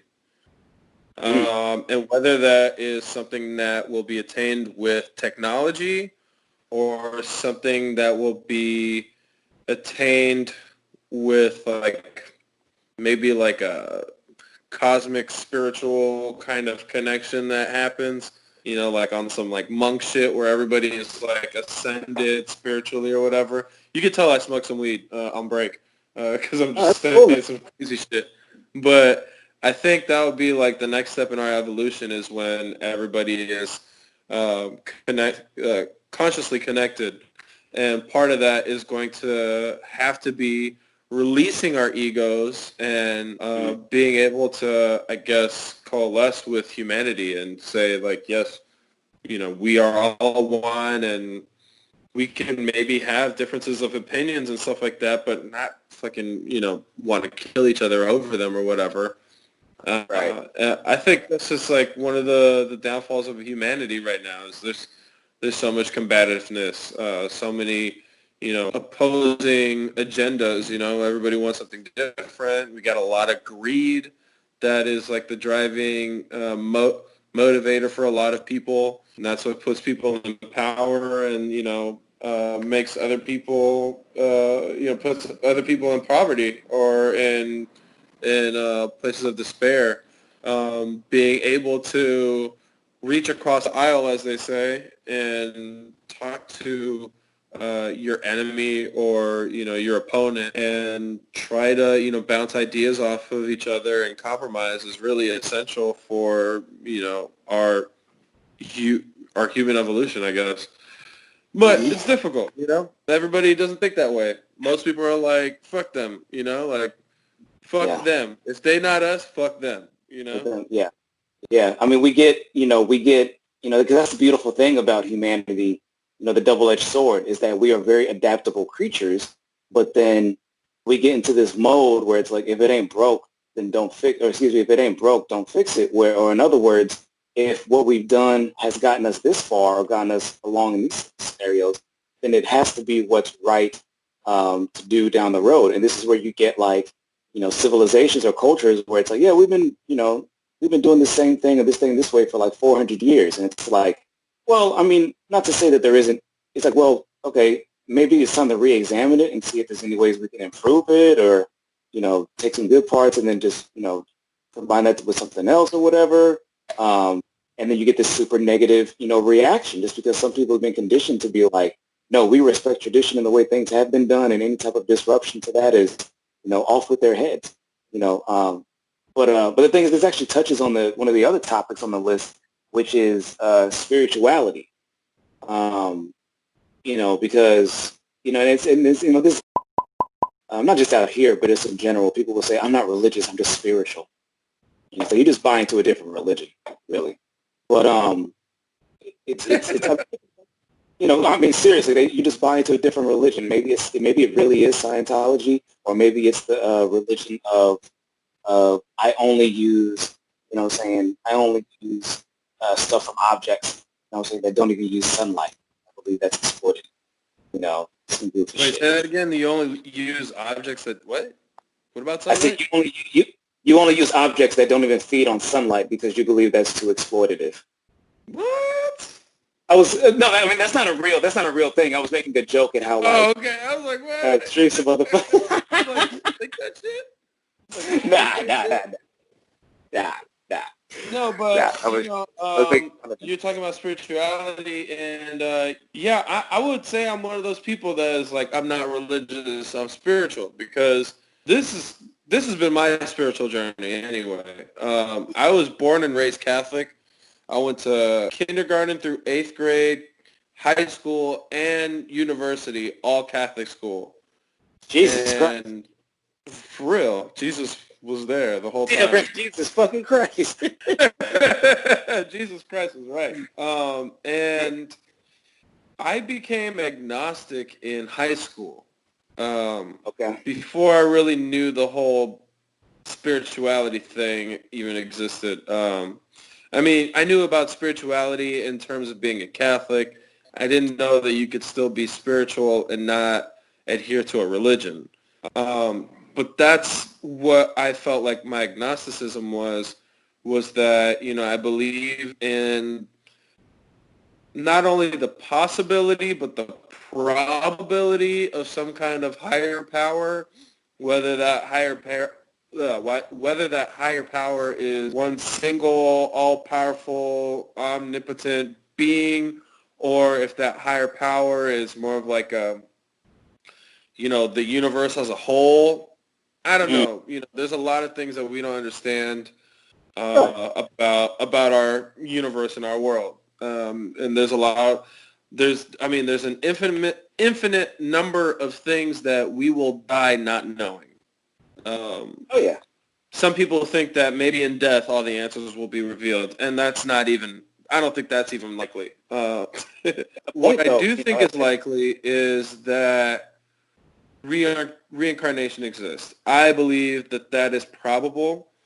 Now, is it as clean as people think it is, like where you just jump from like one body to another living body? Mhm. Or, are you transferred to somewhere else in the universe or just somewhere else in the same room? Like, if I die right now, does my soul just go into that plant over there? Like, I don't know where it goes. But I Yeah. do think that reincarnation and karma are quite possibly very real. For me, I know that I live my life as a good person, Mhm. and good things happen to me, and bad things seldom happen to me. Mm. And whenever something that is bad happens to me, I can kind of trace back to the point where I was being an asshole, which I think is, for me, I think I have a pretty clean slate because if I can, if I, if something bad happens to me and I can trace it back to like, oh yeah, well, somebody just, a bird just shit on my car and I, just threw something on the freeway, like some trash, that's like a stupid symbolic retribution type thing. Um, but like being able to trace it back to the last thing you did, I'm like, all right, cool. Like I have a pretty clean, credit and debit as far as like good things and bad things done, right? Mhm. I don't know. That's just for me. Like I know that for a while when I was trying to figure things out, every time Mhm. I would do something bad would happen to me. And that's when I was like, dude, this like karma is fucking real. And it was always like, if you ever read or heard of Dante's Inferno, they Yeah. talk Oh yeah. about they talk about symbolic retribution. Like if you cut off a man's legs in spite, like you'll come back, maybe like with no legs or something. I don't know, some bullshit like that. And then, Yeah. but then it makes you look at things. It makes you look at people, and like it's so crazy because by that logic, when I see somebody out in the streets or on TV, and I'm like, man, that person doesn't have legs, or like it lives in a war-torn country or something like that. That makes me think like, what put them in that situation? Maybe it was something they did in their past life. Like Well, I this is was very thinking much about like the caste system in this is very much like the caste untouchable system in India, which yeah, they had recently exactly. abolished after however I mean it's still de facto how it's there, but it's like as far as like what's on the books, I think it's like it's like, hey, we don't officially acknowledge that we think this way, basically. Well, So that I that's guess. where the whole reincarnation thing comes from, is mostly from like Buddhist religions and stuff like that, which for me, I feel like all religions are Well, essentially that's saying Hindu. the same thing. Huh? Well, that's Hinduism. Buddhism is about reaching like a state of like personal state of nirvana, Enlightenment. and I believe that's say that again. Yeah, enlightenment, nirvana, same thing. Yeah, But yeah. it's No, all but there's no it's all about reincarnation in escaping Buddhism, as far as I know. the cycle of samsara, I think it's called, which is basically just reinc- yeah. No, that's Anyways, it's the. Well, I don't know. Yeah, like I said, in Buddhism, it's like, yeah, about escaping that cycle. But Buddhism is more of like a material conditions type thing, which is why their whole shit is about not indulging in a lot of things in society. It's about reducing the material, shit. And then like Hinduism, like you said, their cycle is like literally, escaping one body and then going into a different one. But I guess They're I both guess the pretty question similar. is, I think yeah, I mean, yeah, they have to. Hinduism is mostly different in that they have like thousands of gods, and I don't think Mhm. Buddhism has gods like that. I think No, it's that's like, anti-deity. huh? No, Buddhism is an anti-deity Oh, okay, yeah. So I or think that's like the non-deity. main difference, but they both talk about reincarnation, um, and My enlightenment. question is right, but my question is this then in those things, and then afterwards I'll go and talk about like my path to spirituality and stuff. Is that then how do you explain two things? The origin. So then, what is the actual origins of the first people who did something that was quote unquote good or bad? What were the forces at play that, excuse me, that decided, okay, this is what this action is worth here, and this is what this behavior or action is worth over there. And then also, um, do you think maybe that you were just noticing that you just so happened to notice stuff because your mind was, when bad stuff happened, that you just so happened to make a connection, but it wasn't necessarily, there. Like you could say, oh, I shouldn't have parked my car here and blah, blah, blah. But so you could park your car anywhere and a bird can shit on anywhere, anything, or anybody could, break It would your, it would your literally side be view, like your side, it would literally be like side I view would like mirror. litter a piece of trash, and then I'll go Hmm. wash my car, and then the day after I wash my car, it'd just be littered with bird shit. But I mean, Well, and then I would like watch how I wouldn't do anything wrong, and like nothing bad would happen to me, like ever, like no, like almost like knock on wood. I'm not trying to like fucking test anything out there, yeah. but I have a pretty good life because I try to maintain my good morals, and I feel like I I maintain that by having good karma, and I But what's feel the like I root? have But like, good karma overall. And I go through like normal struggles like everybody else, but not everything bad that happens to you because you did something bad. Sometimes bad things happen to make way for a better thing to come along. Like I got think, fired from my job one time, and it pissed yeah. me off. And the night that I got fired from that job, the girl that I had been dating there for like 3 weeks or a month, she broke Mm-hmm. up with me that night too. I was like, damn, I got dumped and fired on the same fucking day. Well, the Right. next job that I got um, was not only was I not a I was working as a bar back bartender. Now the next job I got, I was an actual just like full-time bartender. That was like so that was like my first time I got that job. But not only that, that's where I met my baby mama. We've been together for 5 years now. And not only that, one of the guys who came in like almost every day, he got me my job in my union that I'm now in a union, and I make pretty good scratch when I work it. So like so many good things happen from one bad thing happening. Now I don't know what that has to do with karma or whatever, but Well, that's what I from mean. That's what the I point I'm think, trying to get to, though. this is what I feel about spirituality. I think in life we are here to learn and to grow. And I think that everybody in their lives has been put in a life, we have each been put in the lives that we live because we are meant to learn something from this perspective. I think that is, and I think it's just brilliant cosmic engineering. Um, I really do. I don't know how it works. I think I think literally the closest thing that I can even equate it to would be magic. Just magic. There's like you don't even know how it's just poof. That's how it is. It exists.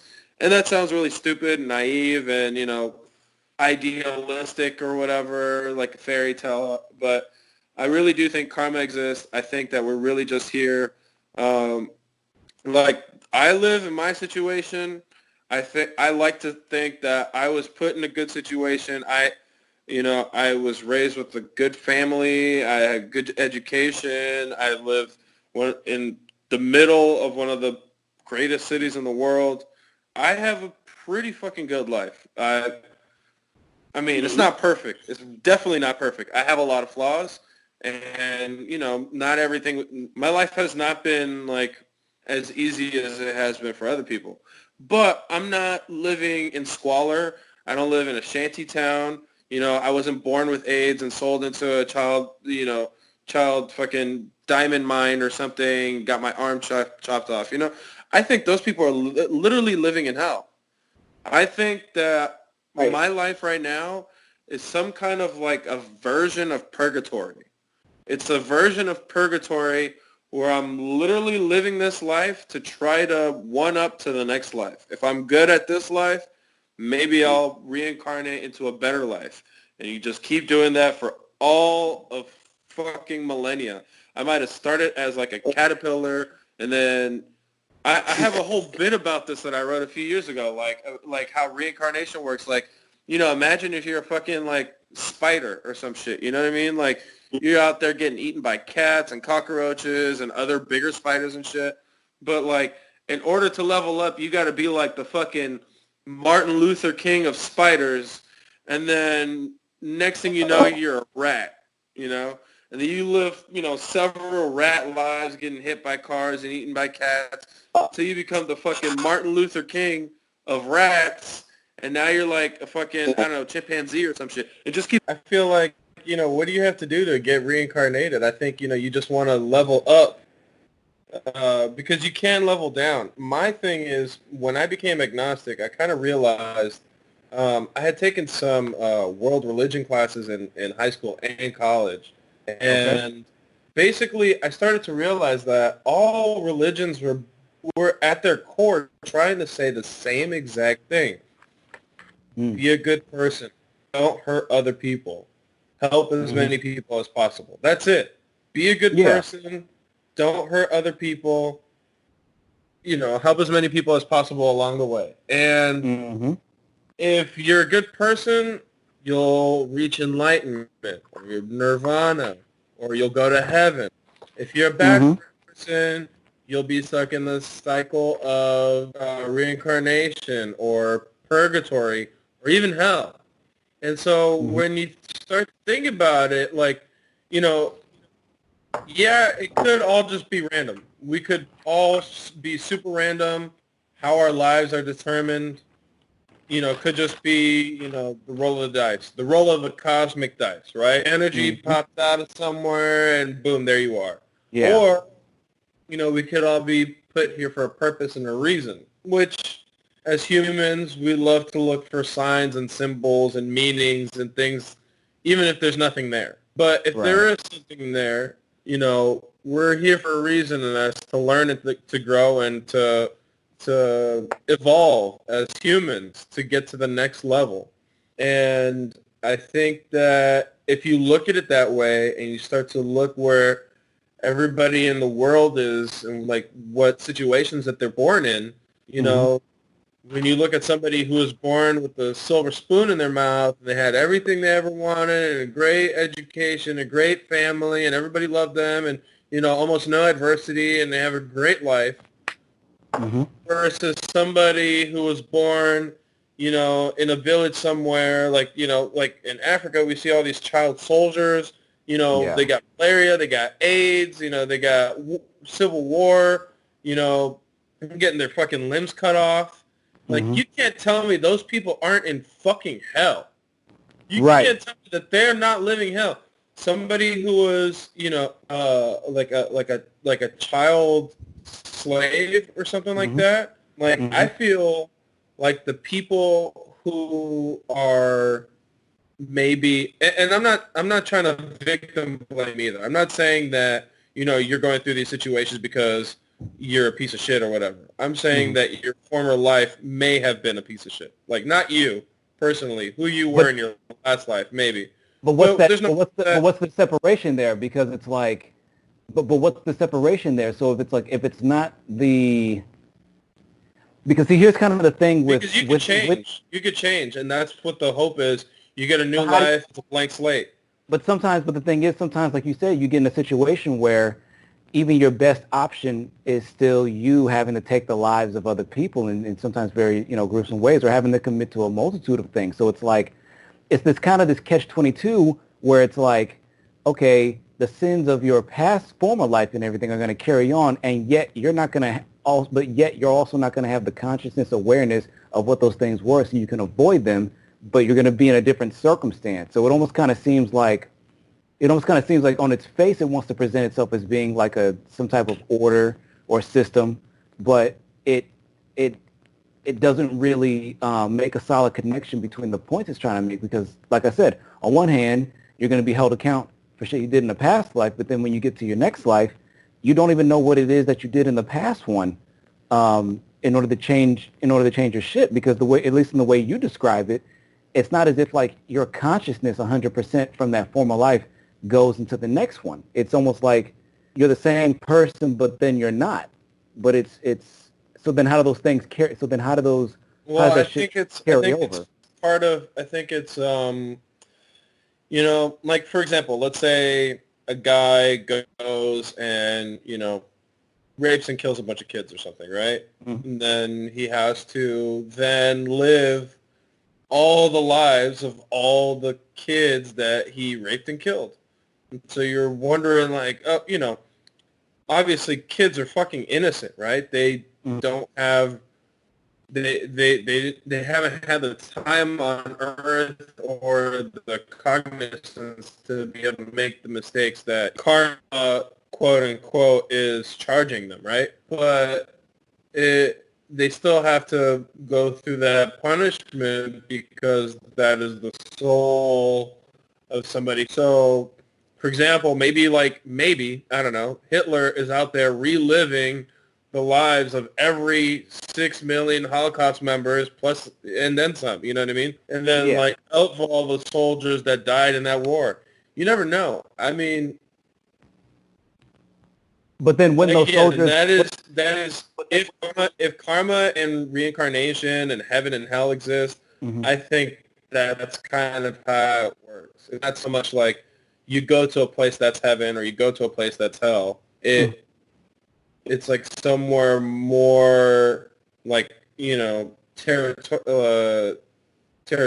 territorial. I'm trying to say terrain. Earthly. It's somewhere on this planet. Like, Okay. some of us are living in heaven, some of us are living in hell, and some of us are somewhere in between. I think most of us are somewhere in between. I think, if there is a heaven, yeah, there might be heaven on earth, but I think that there are more intelligent beings, more ascended beings that, maybe communicate and move through light energy, not just, energy from food, but, they, I don't know, man. I'm into aliens and shit. So, Okay. I know what I'm saying sounds like somebody who smoked a lot of drugs. And yeah, I smoke weed, but I'm still cognizant and I'm still all there. I just have Well, my theories. I I believe that aliens exist. Not that that has anything to do with spirituality, but I think that they might hold the key as far as, teaching us a little bit mm, about spirituality that we might not necessarily know or understand. People talk about doing like DMT mhm. and, going to somewhere different that is, different dimension and shit. Yeah, that sounds crazy. Of course, you're doing drugs. So who knows? Who knows what's real? I'm just saying, like, I'm agnostic, so I believe that all these things are possible. Right. I'm not saying that, this is all true, that I'm like 100% believer, but if I had to put my money on anything, I would say that karma is real. I would say reincarnation is a real thing. I would say that uh, there are definitely aliens out there, and not just like one or two types. I mean, like infinite types of other beings that are not part of our planet or even our, solar system or galaxy. Sorry, I know I'm all over the place, and it's not No, something that is easy to talk about with a lot of people. Like, I mean, I tried talking to my very Catholic family, my mom and my sister, about aliens, and they're, you yeah. know, they're like, Caesar, you need to learn more about your faith. I'm like, Mom, I went to kindergarten through college Catholic school, If so it was gonna stick, it would have stuck. it would have stuck, like. Yeah, And that's the thing. I still yeah, go to church with my mom. Just out of I like practice. Yeah, going, for the family aspect of it, and yeah. I believe that the majority of religions have something good to offer. Um, I mean, even when you look at Scientology, like we were Mm. talking about earlier, at their base, they're just trying to help people lead better lives. When you get the religion aspect of it, where things start to get wonky, because spirituality was passed down to us from whoever and then humanity began to evolve, and different cultures, different, from there came different religions, different stories, different creation stories, different narratives, different reasons why things exist, different approaches to how to live life, so on and so forth, different and but at the end of the day, they're all saying the same thing: be a good person, and hopefully the next and even if you're atheist, I think you could still be spiritual somehow, in that you are supposed to be a good person, and if there's nothing else in life, learn from what learn from everything that you go through, and try to enjoy your experience as much as possible. Try to Right. enjoy, try to learn, and try to grow. I think those are, if you're atheist, those are the only things that you can expect out of life and spirituality. Try to learn from your life, try to grow in your life, and try to enjoy your life. If you're agnostic, try to be a good person. Well, I mean, if you're anybody, try to be a good person. You know what I I mean? was gonna say, I was like, Yeah, everybody else, you off the hook. You can do whatever the fuck you want. yeah. Everybody, you can be an asshole, but Yeah, but agnostics, no, you yeah, gotta follow. that's how. I feel you. So I do identify as atheist. I've been identifying as atheist probably since like end of high school.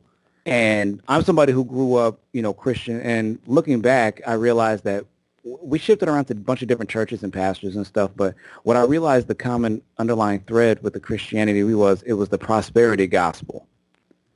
And, which is basically the more money that you give to the church, quote unquote, give to the Lord, as they like to say, then that was sowing a seed, a spiritual seed. Use your material goods that you labor for in the physical world to plant a spiritual seed. You know what I'm saying? It's a That fucking, is a it's a multi, scam if I ever heard one. exactly, exactly. But the thing is, this was like, and it was really like my mom, because my dad, he's a God-fearing person, but he just has more of like a personal, like yeah, he'll go to, he would go to church or whatever, um, and stuff, but he still has just a very like practical, straightforward, like just understanding human beings and shit, and not really coming over like trying to beat you over the head with it. But it's like, and then I started changing, and there was a bunch of different reasons. Most of it was around the time of high school, all these different, experiences and all the different information you're taking in. But the thing that I came away with ultimately that like moved the needle for me was, so you were saying earlier that you would make the connection between a particular action that you did and a reaction, that you do a bad thing and then shortly after a bad thing would happen to you. And the way I began to see the world, or began to see things that made me move away from religion, and really just a lot of different uh, old ways of thinking about how the world works, was I would notice that people who we've known to do really fucked up things lived long, healthy, fulfilling lives, and that people who seemingly didn't do shit, you know what I'm saying, were having their lives completely upended for no other reason that they were just happened to be in the wrong place at the wrong time. And it's like, and then going deeper into that, into understanding like, okay, if it's not God, then it must be some other type of force. But the thing is, once again, I haven't, for somebody like me, it's like I need to be able to say that, okay, these are the steps and processes that you go in order to get this result. Like if you mix this with that, if you do blah, blah, blah, have all these conditions, blah, blah, blah, then this is what gives you, you know what I'm saying, this thing. And what I just would notice is that like in art or in science, in the teachings of history, the passing down certain information and stuff, is that there were, systems or ways of understanding stuff to increase your understanding or to get, there was a path that you could follow, steps you could follow to get certain results, better results. But the thing is, I found spirituality, religion, or even thinking about stuff like karma or reincarnation or any of these other things, I was like, there doesn't really seem to be a consistent set of steps that you can commit to in order to accomplish this thing. So then I'm like, wait a minute, why is it this one facet of human development seems to be going in the same circle while everything else is progressing, you know what I'm saying, to some degree. And, So I with that, have two theories with that. right. Well, hold on, let me finish. Hold on, let me Oh, finish. sorry. Yeah. I didn't mean to cut you off. And so so ultimately, like, okay, then if you don't have all of these other forces that you believe in, like a creator or karma, reincarnation, so then what is it that gives you momentum? And I do think that there's some truth in what you said earlier in that I find a lot of purpose in just trying to soak up information, just learning about this world. I just have an insatiable curiosity of just wondering what if about things, what if about this person, what about this, side of town or whatever the fuck. And so I like exploring that. And then there's the other side, well, not the other side, but then there's another side of it where I just genuinely enjoy the variety of other human beings. I love seeing the fact that these people whom I share so many overlapping qualities with can still have all these different variations, which make it almost seem like they come from a different planet. You know what I'm saying? But it's all from this same small little tiny blue rock. And so I guess like if I had to put it, I guess like the name that best accurately describes it isn't even atheism, it's humanism, because I see the most I see the most rewarding part of this life is human civilization and human company. And it's like, and I on one, it's like, and I have to acknowledge the awful things that human beings are capable of, but I'm also inspired by the feats, the great feats that we're able to do, whether it's athleticism or charity or being able to saying just muscle through tough times and shit. And then I guess the last point I'll make is that it's like, okay, well then what if it turns out that all along there was a creator, or there was this particular system, blah, blah, blah. Well, my rebuttal to that is I don't care. Like God could literally, a God, if there is a God, it could literally come down, tap me on the shoulder and say, I'm God, and, turn me into a bowl of jelly and shit, and be like, all right, I'm a bowl of jelly, you're God, but I still don't give a fuck. It's your presence at this point, or your existence, still doesn't actually give me any greater inner peace or satisfaction. You know what I'm saying? Because I tried that already, and it was not reliable. But I found that it was reliable to bask in the company of others, to reciprocate certain things that I got from them, and to keep that thing going. And yeah, I like some people believe in God. I believe in humankind, for better and worse. But you said you had two theories on all that. Well, yeah, I was gonna talk about why you say like bad people get away with bad actions all the time. But as far as what you were saying, you said like God could tap you on the shoulder and you wouldn't really care because you care about your life here on Earth. Well, part of spirituality is that we are not bodies with spirits. We are spirits in bodies, and that the bodies are temporary, but the soul lives on forever. And so, while you are perfectly content with whatever it is that you do in this life, that may or may not hold true or well for you in the next, depending on whatever your actions are. But I don't believe. But Take, that's the thing, though. In order for that to be a concern, though, it's like I'd have to be. I guess that's another thing I missed out. The When I think of spirituality, I don't think of spirit as like a noun. I think of it more as like an idea of like, okay, what gives you purpose, or what gives you momentum, what gives you the urge to actually go out and live instead of just waking up and just staying in bed. It's not that I don't believe that there is a spirit. You know what I'm saying? you don't believe in the soul? No, I don't believe in the soul or spirit or any. I'm not or any type of superstition. I don't believe in bad luck or like number 13 or haunted anything or ghosts or any of that shit. And as far as like aliens go, I mean, so you don't think people have souls? You don't think souls exist? no. But the thing is, I don't think. I think souls is just like a metaphor, or like a symbol for like I said, that momentum, that drive, that thing that gives human beings the the locomotion that we need to do any of the shit that we actually commit ourselves to, whether on an individual level or the level of a state or a nation or whatever. But the thing is, like I said, like I haven't seen or discovered or heard of any consistent process to identify a soul or spirit or to point it out or to say like, here, this is what it is. Like we have stuff like we have fossils. We can look at, old civilizations. We can look at, art. We can look at, what I'm saying, so many different things where it's like if you follow these processes or look through these bits of information, you'll be able to see consistent patterns.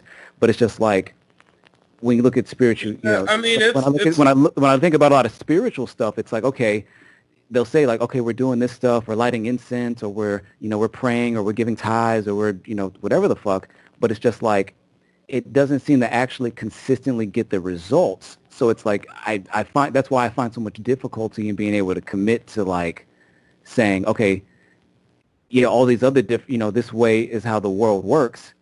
And, or even saying good and evil, because I said evil, bad people do this shit and everything, but it's like, I'm sure in their minds, they're doing what they absolutely think is right, because morality is, even though I have my own moral compass and I know which way it steers on different issues, I know ultimately morality is subjective, so the using of good and bad is really just in reference to me and people who happen to agree with me on those issues on a case-by-case basis, because we could both agree that murder is wrong in general, but then when it comes down to a pedophile, you might be like, well, just keep him in jail forever, whereas I may be like, no, curb stomp him, you know what I'm saying, or whatever. Okay, well, I hear what you're saying. And I think with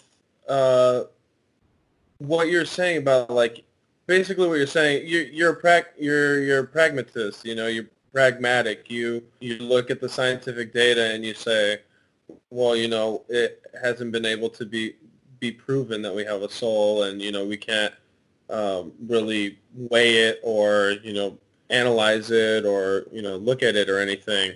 And if we have one, it hasn't been discovered yet, right? But I don't know if you remember me saying maybe like half an hour ago in one of the many Skype meetings that we've had in the last few hours, was that the way I think of spirituality is almost like magic. It can't be explained because when you experience it, it is kind of like magic. But oh man, okay. So what you're talking about as far as how does karma work if you see evil people get away with shit all the time? And I really thought about that a lot. And for me, there's two explanations.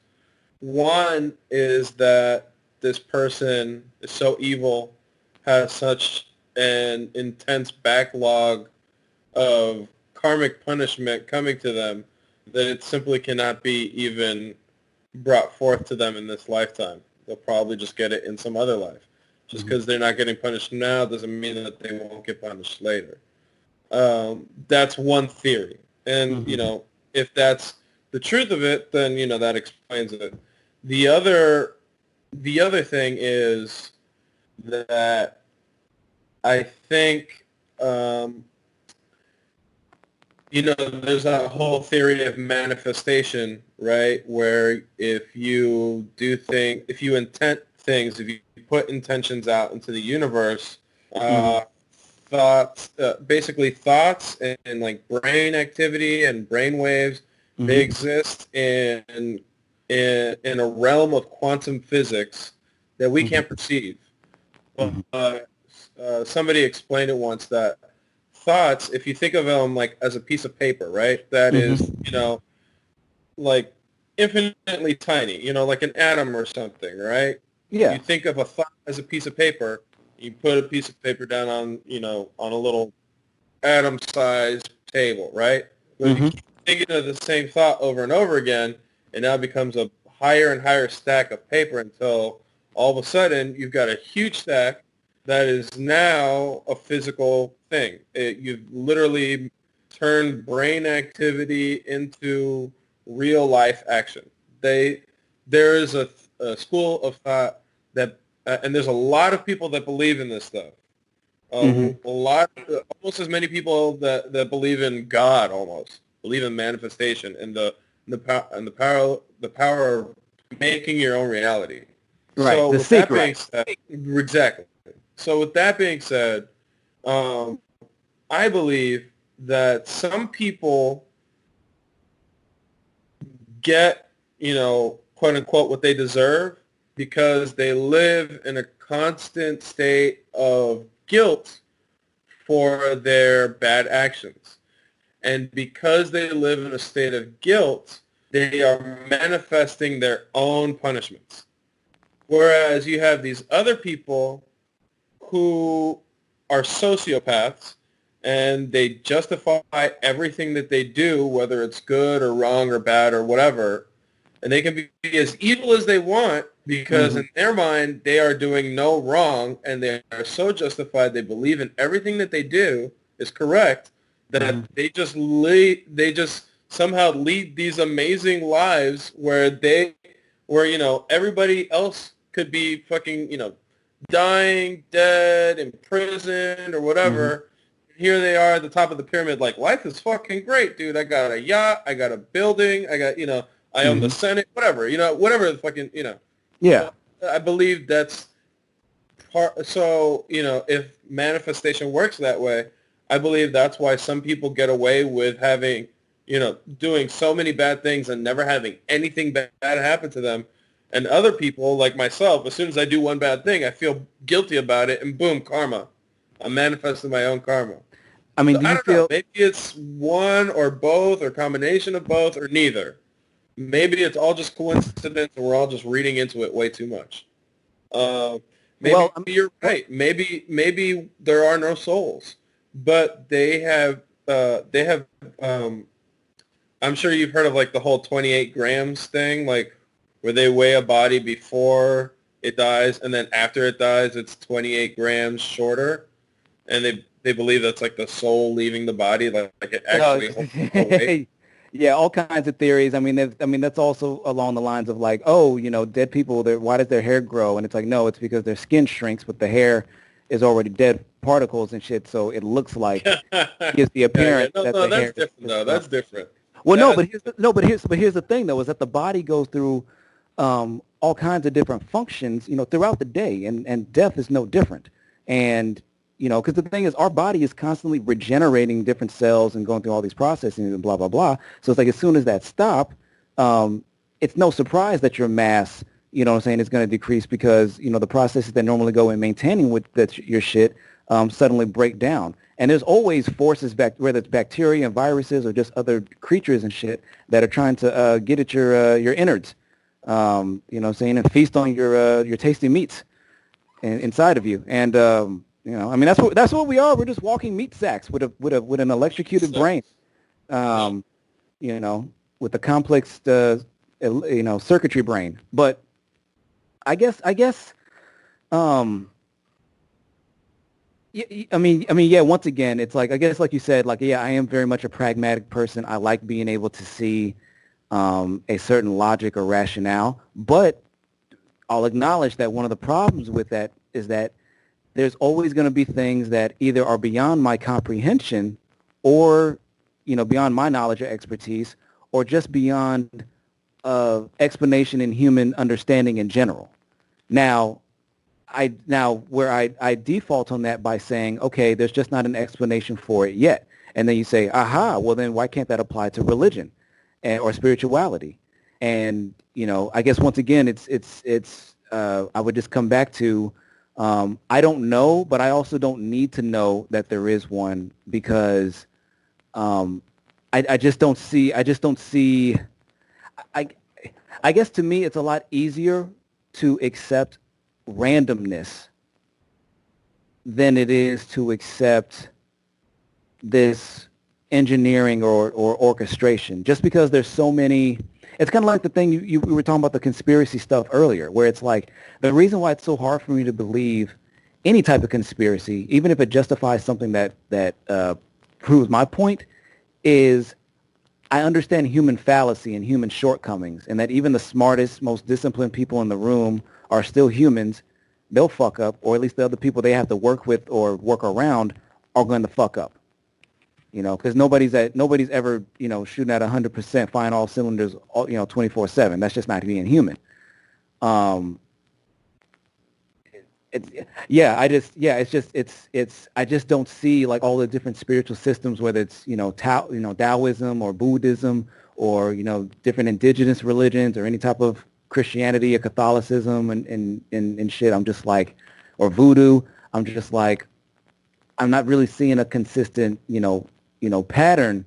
What I'm saying here. So it's like I'd much prefer to go with these other patterns, whether it's talking about like macroeconomics or archaeology or scientific method or art and aesthetics studying or like music theory and shit like that, where it's like, okay, these are the things we've learned from all this trial and error as a species.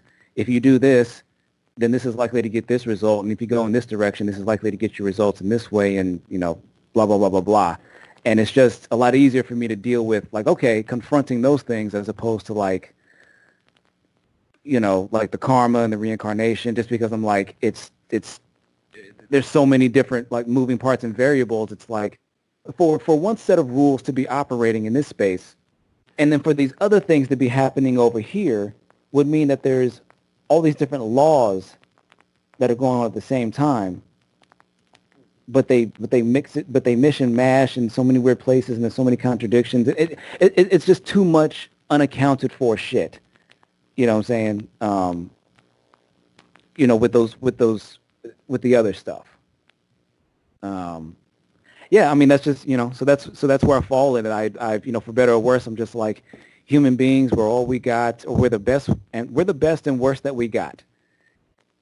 And, and the thing is, I understand how that can be daunting, and thinking like, oh, wow, so you think that if we die, that there's no consciousness, that none of the senses and shit that you enjoy now or experiences you have now will be repeated. And I'm like, yeah, but to me, that's actually that's relieving, as opposed to thinking that this life is just a tryout for yet another life, and then which is a tryout for yet another life, which is yet a tryout for another life.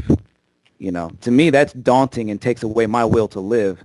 My will to live, is derived more from, you can kind of, to a certain degree, kind of write your own story, or mix and match, pick and choose, the things you want to be, the things you want to take on. Just like you choose the clothes you want to wear, you choose philosophy. You choose the ethics you want to take on. You choose the behaviors and shit. Just like you would choose, your toppings at a salad bar. See, for me, the way I see it is you can still do all that and just be a good person, because right. I kind of relish in the fact that, like, a tryout for another life, a tryout for another life, a tryout for another life, because the way I see it is, if every single culture and every single, peoples from throughout time have talked about God or gods, and a code of ethics, I think that was instilled in us for a reason. And, whether it was God who put us on this planet, or it was, some fucking aliens manufactured us and dropped off our seeds here, or whether we just organically grew here from the planet through evolution. Mm-hmm. whatever it is, everybody pretty much has the same idea. Be a good person, and you'll hopefully have a good afterlife. And, why wouldn't you want to ascend to, yeah, like, I mean, you could still be you. You could still be, everything you want to be. You can still choose what to believe in, and just be a good person, you know what I mean? Because I think to claim, atheism is to claim that you 100% know that nothing else exists out there. And I don't think anybody on this planet can say they know for sure. Well, Nobody, no. no, nobody can know for sure that Jesus Christ is our Lord and Savior. You never met the nigga. I don't know him, Yeah. Well, Like, that's you know well, what I'm that's saying? Like right. nobody can say that Allah is the one. Nobody could say that, Buddha actually existed a few thousand years ago. Nobody Well, could the say thing. the soul does or doesn't exist. We With the just don't know. That's well, why the, I claim agnosticism. Like, I well, with believe something could exist, but I don't know what it is really. I just have my theories. I have my ideas. right. So the thing is that like with the atheism, while there are some, those the new age atheists who are just like, no, God doesn't exist, and they want to argue and shit about it. It's no, I don't believe God exists, but I don't know that God doesn't exist. So it's like I'm not even saying that like, oh, I'm 100% sure there's nothing else out there. It's just I'm more so just saying that to me it doesn't matter. Even if it doesn't matter, even if there is, because I'm much more concerned about what's happening right here. You know what I'm saying? Because if there is some other type of existence, and if we're taking on anything that's resembling human behavior, human psyche, human culture, then all this shit that's going on now is just going to repeat itself, no matter what plane it's on, or what, you know, no matter what other, the conditions and shit. Because, ultimately, what makes humankind is the combination of like these mortal bodies and these, our perception, the consciousness, and interacting in a world that has, these laws of physics. It's like once you change like the laws of physics that are supposed to be applied, then it's like our whole consciousness and way of understanding things becomes completely moot, which is why, excuse me, why I say I doubt all of these religions, because they all give a very sure shot of like, yeah, this is the thing. And then to even say that like, oh, maybe it's one or more of these things, but it's like some of them completely contradict one another and are, opposed to one another. Like the Abrahamic religions, Judaism, Christianity, and Islam, fundamentally come from the same place, but there were certain parts of it they took very divergent interpretations. The main one being, do you see Lord, Jesus as your Lord and Savior? Christianity and Catholics, yes. Islam, they're like, he was a great prophet, but he wasn't the only one. And then Jews, They like Muhammad better. yeah, they're like, Muhammad's our main guy, but Jesus was all right. And then Judaism, they're like, Jesus, we don't give a fuck about him. Yeah, right. We don't need all this New Testament shit. So the thing is, it's once again, it's when in my atheism, it isn't saying, yes, absolutely nothing exists. It's just that I'm so doubtful I'm so doubtful to the point where I'm not even interested. You know what I'm saying? I don't even care if there is at this point. I'm just super focused on, this experience and trying to pass on whatever I can to help that next person, enjoy whatever it is left in this world. And But look, I'll let man, I'm gonna tell you this right now. I'm gonna tell you this right now. And this is something that I came up with, I don't know, maybe like 6 or 7 years ago. hmm? And it's something that it doesn't matter if you're atheist or agnostic or whoever you are, if you believe in, Jesus, Allah, Buddha, whatever. Mm-hmm. If everybody does these three things, okay? Number one, be a good person. Everybody knows what it means to be a good person. You know what's right and what's wrong. You feel it in your soul. Well, Everybody knows it. it's Everybody subjective. knows. It's subjective, man. Yeah, that is. It is.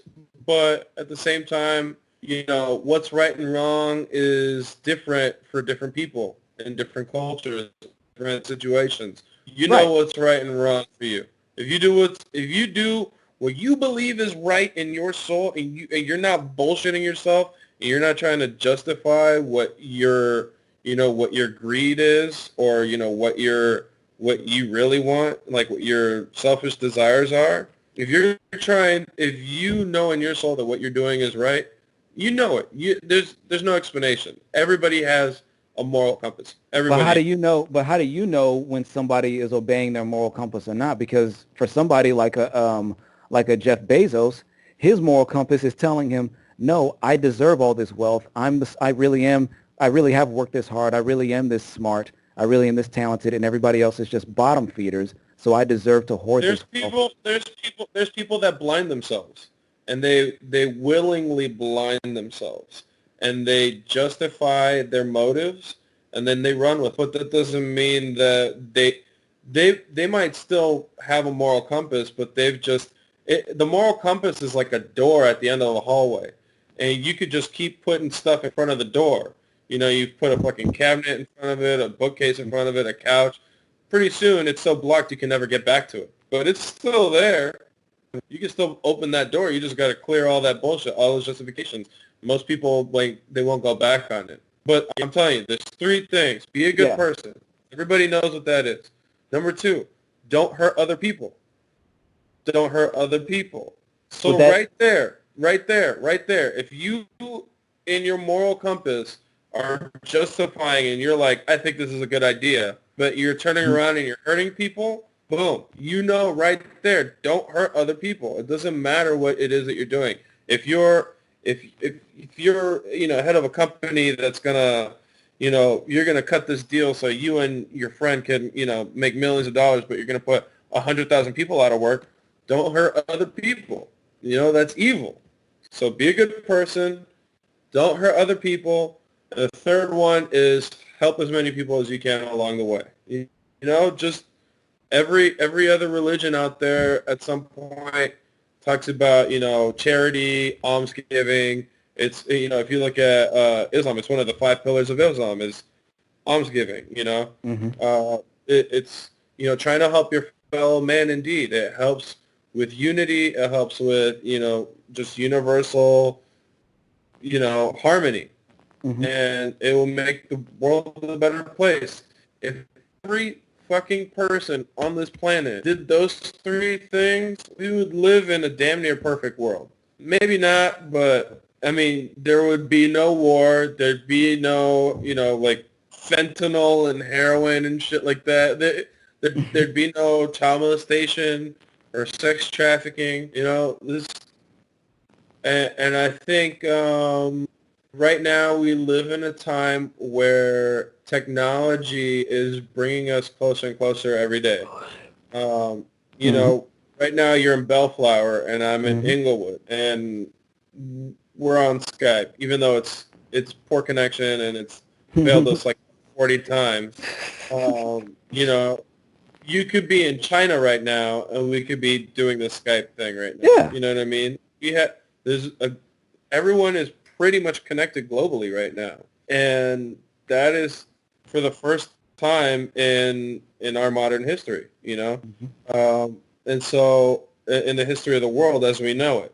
So with that being said, information spreads a lot more quickly. I think there is a huge social consciousness that is being raised as far as civil rights, humanitarian rights, what is right and what is wrong as far as, we're seeing a lot of the corruption and the greed and the war for what it is. And Mhm. people are starting to make more and more social changes Mhm. uh, to make to make our world a better place. And we're at the beginning of that right now. Like we've only had cell phones for the last 20 years. I mean, I was in high school when the first color phone came out, Mhm. and my homie was flexing on me. I was like, "What the fuck you need color on your phone for?" Yeah, Oh, really. cool. The number 4 is red. Big whoop. Yeah. Now, I can literally FaceTime you on my phone. Yeah. So I think that's going to be something that really helps kind of bring everybody to the same page, as far as like this is how we need to act. It's either going to be that or we're going to kill ourselves. Yeah. We're all just going to obliterate each other. It's going to be it's going to be like really, really, really, really good or really, really, really, really bad. I think It's up to us to really be the push for good. We have to be, no matter who you are, where you're from, what you believe in, what you've done, just be a good person. Don't hurt other people. Help as many people as possible. Okay. I agree with. I think we found the common. I think we found the common ground on these different divergent points of view. Is that it's yeah. I mean, I think there's a lot more gray in it, but ultimately, I do have a strong idea of what I think is good or bad, and I do. As I said, I want the benefit most people, especially those who are already most vulnerable. But that I do believe my enemies, whom I think are evil and greedy and don't care about other humans, that they need to be destroyed, actively. But beyond that, no. It's everybody. But everybody else, yes, rainbows, kittens, and gold, and waterfalls, and chocolate, gummy bears, and all that shit. Well, not chocolate gummy bears. That sounds disgusting. But chocolate and gummy bears. Chocolate gummy bears. Yeah. How were they? They're okay. They're all right. I mean, that's the best response that I can expect from that. Because as soon as I said the words, I was just like, I would never. But they're a thing. You can get them in like Big Bear. I think they sell them. I'm sure they are. I'll never try them. I'll just get some chocolate covered gummy bears. He's like, I'm in the mood for that right now after hitting this pen so much. But we'll touch on one more subject. It's getting kind of late. Yeah, my girl's going to come home pretty soon. Okay, so we'll touch on one more. She sent me a text a few minutes ago saying she was on the way. Okay, so we'll do one more quick one, and I'll let you actually choose which one. So do you want to talk about OnlyFans and how sustainable it is and how much sense it makes to you, or do you want to talk about? Actually, no, that's what we're going to talk about. That's going to be the last one. All right, well, let me ask you this. Have you ever subscribed for an OnlyFans? Fuck no. I've never paid for pornography, bro. Thank you. There's free porn out there. I've never paid for pornography. I've never slid a girl money to send me nudes or something like that. I'm like, if I'm going to be spending money, I might as well just skip straight ahead and either find a chick that will, bust it open for some dollars, or, or that I know, like, I can just buy, some trees or buy her some food or whatever, and that's enough to get in or whatever. Right. So fellas like you and myself, we have we have some game. I mean, I'm not saying I'm a fucking Casanova, but I have a kid. Like I could bag them. Like you know what I mean. Like, you bagged at least one. Yeah, at least one, right? You know what I mean? You're a good-looking guy. You're smart. You're intelligent. Like we don't have to resort to these means. Like we can meet them out in the wild. You know what I'm saying? So it just doesn't make sense to me when there's so much free porn out there. Yeah. But I think it's the idea of it being somebody that or somebody that you can talk to live. I think that is where the thrill lies. Because I personally have two comedians in air quotes. Well, I'm just fucking around. There's a lot of quote unquote out there right now, so I ain't mad at you. I don't want to talk bullshit, but they're two comedians, and they both have OnlyFans, and one of all right, well, she's a suicide girl, so she's been doing like online porn type shit, but she's had OnlyFans for a few years. And when I started seeing that, I was like, oh my god, like I was intrigued, but I was like, dude, I'm not gonna fucking pay for this. Are you kidding me? Like, first of all, the girl can believe me. Yeah. Yeah. But at the same time, it's just like,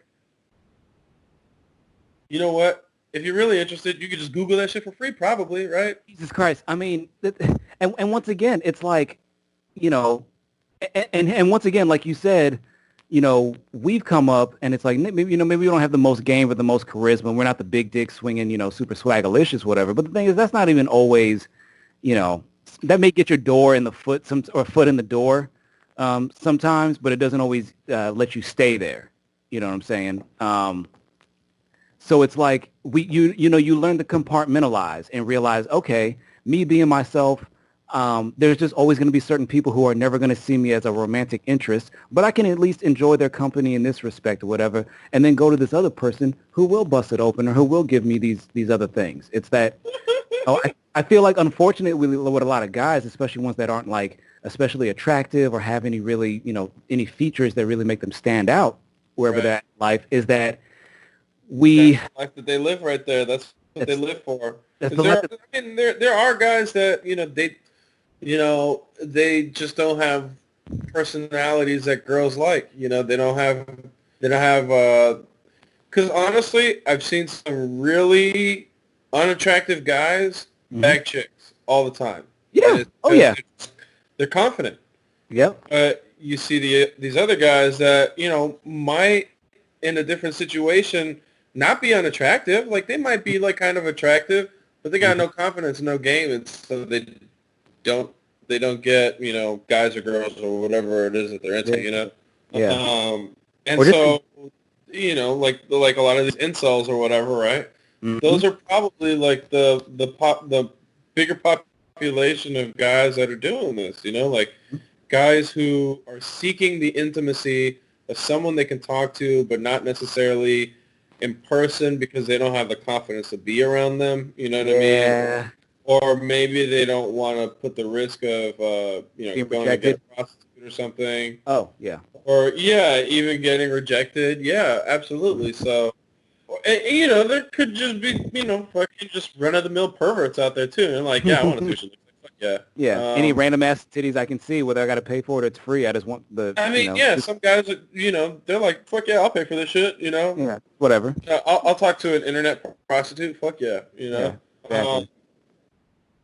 I mean, yeah. The way I've been, looking at that is that, like, but once again, even the dudes who have all the swag and the people who have all this big personality, they didn't just become that overnight. It's like you go through shit and you get acclimated. You go through these experiences and stuff. And it's like, when I think about my own life, it's easy to just be like, oh, what's the problem? You should have confidence, or you should have these, blah, blah, blah. But I was like, think about all the sports teams you play, or think about the times you got pushed to play sports. Think about all the extracurricular activities, after school activities you got pushed into doing Boy Scouts and blah, blah, blah. It's like, I just saw these things as, hanging out with friends or just doing interesting shit. But what I realized later down the road is that this was keeping me flexible to where I was able to engage with people from a multitude of backgrounds and a multitude of situations, and not always, when I meet a new person, just be at a loss for words, whatever the scenario is, and of course this plays into, your ability to talk to whatever your romantic interests happen to be. But we're both attracted to women, so we'll date women, so we'll stick with that.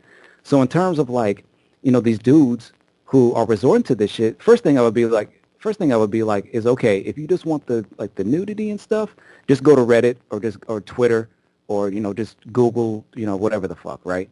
And just accept the fact that there's porn on Reddit.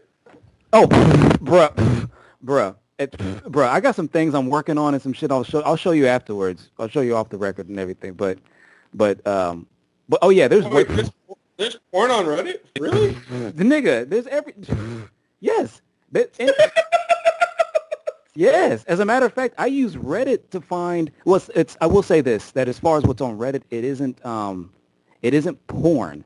It's more so. It isn't usually porn. It's more so pictures, or gifs and videos, and oftentimes it's the women themselves. They just crop out their faces and shit, but it's their account, and they'll post, saying their shit. And some of them do have OnlyFans or whatever, but they also post the shit on Reddit for free. So it's just to get their name out there. So, but the point is that, like, I would get to these guys, and this is something that men have, we have an issue with in general. At least I know I did, and a lot of other guys, is that incel isn't even just about not getting pussy, because you can be getting pussy and still have an incel. It's more about a mentality about how you look at women and how you look at society, because you think that because you fulfill a certain checklist of duties or behaviors, that you are owed pussy. Yeah, I was a, you deserve that. I deserve it. I was a good guy. I did blah, blah, blah, blah, blah. Instead of realizing the fact that um, women are able to compartmentalize and realize, okay,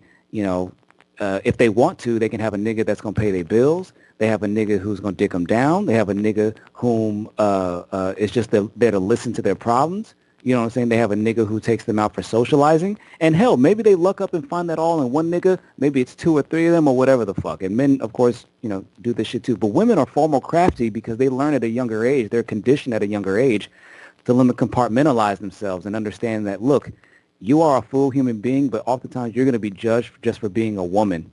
And you're going to have expectations of you, you know, blah, blah, blah. So learn to just shut out different parts of yourself. Guys, we don't grow up with those same restrictions. We kind of grow up more or less thinking that, like, you know, you do this and you follow this protocol and you should get what you want, or you should get what you're quote unquote promised. And this naturally spills over into how we interact with, I mean, really all people. You know, men are toxic to other men in this way, but also romantically with women. You know what I'm saying? It's, matter of fact, I was just talking to a woman I was dating a few years ago, because, you know, we're still cool and everything. And she was telling me about some of the other men that she's dated and being like, yeah, you're much better than most of the other dudes I've dated, because like some dudes seem cool on the front end and then it didn't work out. And then one nigga tried to, you know, he kicked my door down. You know, other niggas might get physically abusive or start harassing, you know, you and shit. And it's just like, oh my, and these aren't like, and this isn't like, oh, these are ugly dudes who have no personality, no charm, no skills, nothing going on in life, but they still have that part, that conditioning of, I did this, this, and that. I followed along this dialogue tree or whatever the fuck. I deserve this result at the end. And it's like, that's not the way that's not the way it is. You have to show people that, you have to make people desire or see what it is that people like, the other people like. And if you care to, I don't know if you was paying attention, looking for something, but Who, me? but, yeah, no, I didn't know if you was trying to look over and pay attention to something. That's why I stopped for a sec. No. Okay. But long story short is that that's a big problem that men have in general, is that we are not taught to compartmentalize ourselves as much and to be vulnerable about the fact that certain needs are being satisfied and not being satisfied. We're just more or less like, damn, I thought like if I do steps A, B, and C, that I do this, you know, I get this and shit. And so I guess like my whole point in that shit is, you know, even for these dudes who are, you know, quote unquote pathetic or, you know, losers, I don't even like that term, because I feel like I was at the same point in my life and I had to develop a whole new set of skills and different experiences and go through a whole different set of humiliation in order to develop the charisma and confidence I have. You know what I'm saying? Just like you go through steps as like a performer and shit. In the first couple of years, you know, something that nobody really talks about is you just basically fucking up and embarrassing yourself and not knowing what you're really doing. Same thing. You know, so it's the same exact thing, but you know, we don't always. I think that is a systemic failure, a cultural failure, more so with men. You know, is that we are not taught and we don't teach one another to compartmentalize ourselves, to be vulnerable and express the ways in which we are feeling unsatisfied, and you know, and then being able to separate our different desires and things that we want in the same way that women do. You know, we oftentimes look for bundle packages. You know, it's kind of like that joke of like women need 6 different, you know, products for their hair, whereas men will use 6 in one. You know what I'm saying? Shit to wash their car, wash their hair, and to wash their dishes. You know, I think there is a grain of truth in that, in terms of like how men and women are conditioned to think and have expectations of one another. I think a lot of it has to do with, you know, how society has brought us up. You know, when I Right. think of, just, you know, all of the movies that we watch, all of the Mhm.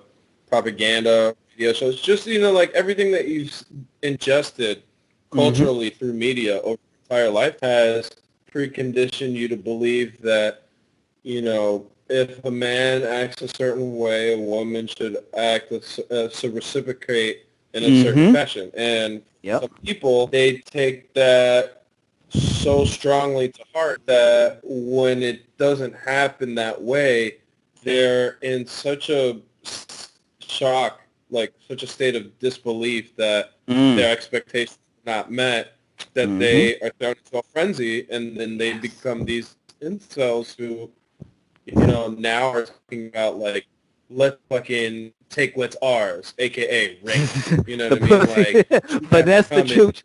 She was wearing that fucking dress. No, I'm serious, man. Like, I saw this I agree. SVU episode. They're talking about it, but every SVU episode is pretty much taking from something in real life. They always are talking about like what's prominently in the media at that time, whether it's like Black Lives Matter or Jeffrey Epstein scandal. They had an episode like that. This episode they're talking about incels, and this was like right around when incels started making like when did they like pretty much come around? Like 3 or 4 years ago, maybe. Like that's when like we really started to hear about them. Yeah, I mean officially like the name, but I mean the mentality. I mean is more or less been around forever, but it's been around. Yeah, but like the name incel probably was like 2016 or something. Yeah, they had an episode that talked about like how these guys they were on this online forum for guys who were like incels or whatever, and it was all full of like hate speech and propaganda and talking about how like, oh yeah, we're gonna take what's ours, like, oh yeah, it's my turn to go like rape this lady. Okay, now tag your turn, like take what's yours kind of shit. Like, dude, these motherfuckers exist, I mean, I know I saw that on TV, but like it's based off of real shit, Yes, know. Yes, it is. And so it's scary to think about. These incels are also the motherfuckers that are in the Boogaloo and shit like that. You know what I mean? Exactly. Like they're just these self-righteous assholes who think that they deserve things just because they were born on this soil and my granddaddy this and my grandpappy that. It's like, yeah, well, that was them. What are you doing? You ain't shit. Yeah. You want, all this life of, privilege and riches to be passed down to you. And it's like, no, motherfucker, you got to work like everybody else. You got to work on you. You can't live your life and expect shit to be handed to you. You know what I mean? It doesn't work like that. Sad story, And then they go, all right, well, now I'm going to take it. I'm going to take what's mine. And that's not how you do it either, Nope. But nope. What do you think about this OnlyFans thing? What do you think about it? I mean, listen, first... Well, I mean, because that was the original topic. What do you think about it? Right, yeah. So, I mean, ultimately, I have no problems with sex work. I have, to me, like it's going around now, sex work is work, and I completely agree with that. It's essential, and it's been around for millennia. Exactly. If two consenting adults, if two or more consenting adults are deciding that, like, hey, I want to do, because the thing is, all relationships are based on this premise. I'm going to do this for you and you do this for me. But for some reason, there's this like schism when it comes to like, oh, I'm going to give you sex and you give me some money. Then it's like, oh, then we have to get the government involved, and then we have to get like busybodies in society need to shame you and all. It's like it's like why the stigma. It's a stigma. Yeah, I mean the thing honestly, is, I think that prostitution serves its purpose, man, because if there's guys who can't get the rocks off, they got to go pay for sex. If those guys can't get sex, they might go hurt somebody. You know what I mean? Yes. You don't want those crazy motherfuckers running around with their dicks hard, and a gun in their hands. You're going to pop off at the wrong end. Something's going to pop. And you don't want that to happen. You know what I mean? So it should have been around since before Jesus, all right? Like, this is the oldest profession in the book. And honestly, I don't believe that it is good for someone's spirit or soul, to engage in prostitution or to sleep with countless people. I think that sex should be treated a little bit more seriously than it is sometimes. Because you do, in some situations, I feel like you can transfer a piece of yourself to another person. That's called an STI or an STD. No, I mean, you're talking I mean, about like, spiritual STDs, which I mean, once again, I hear what you're saying, but it's you're telling you that's somebody, you're saying that to somebody who doesn't even believe like in the spirits and stuff. Do I right? think Yeah. So I mean, yeah, exactly, so? It's exactly. like, But like again, that's just me. That's just me. right? No, I hear But you. it's It's it's yeah. I don't know. I don't feel, even if if you don't believe in like the spirit or anything, you do believe in the mind, and um, you know, it's hard to maintain. I don't know exactly what it is that it does to your mind, but it weakens it in a certain respect as far as like that's syphilis, your also an ability to STI. connect with somebody in a genuine way because of the.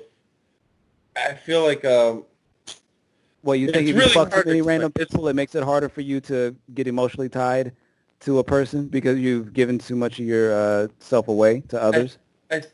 yeah, like that, and it's also just like,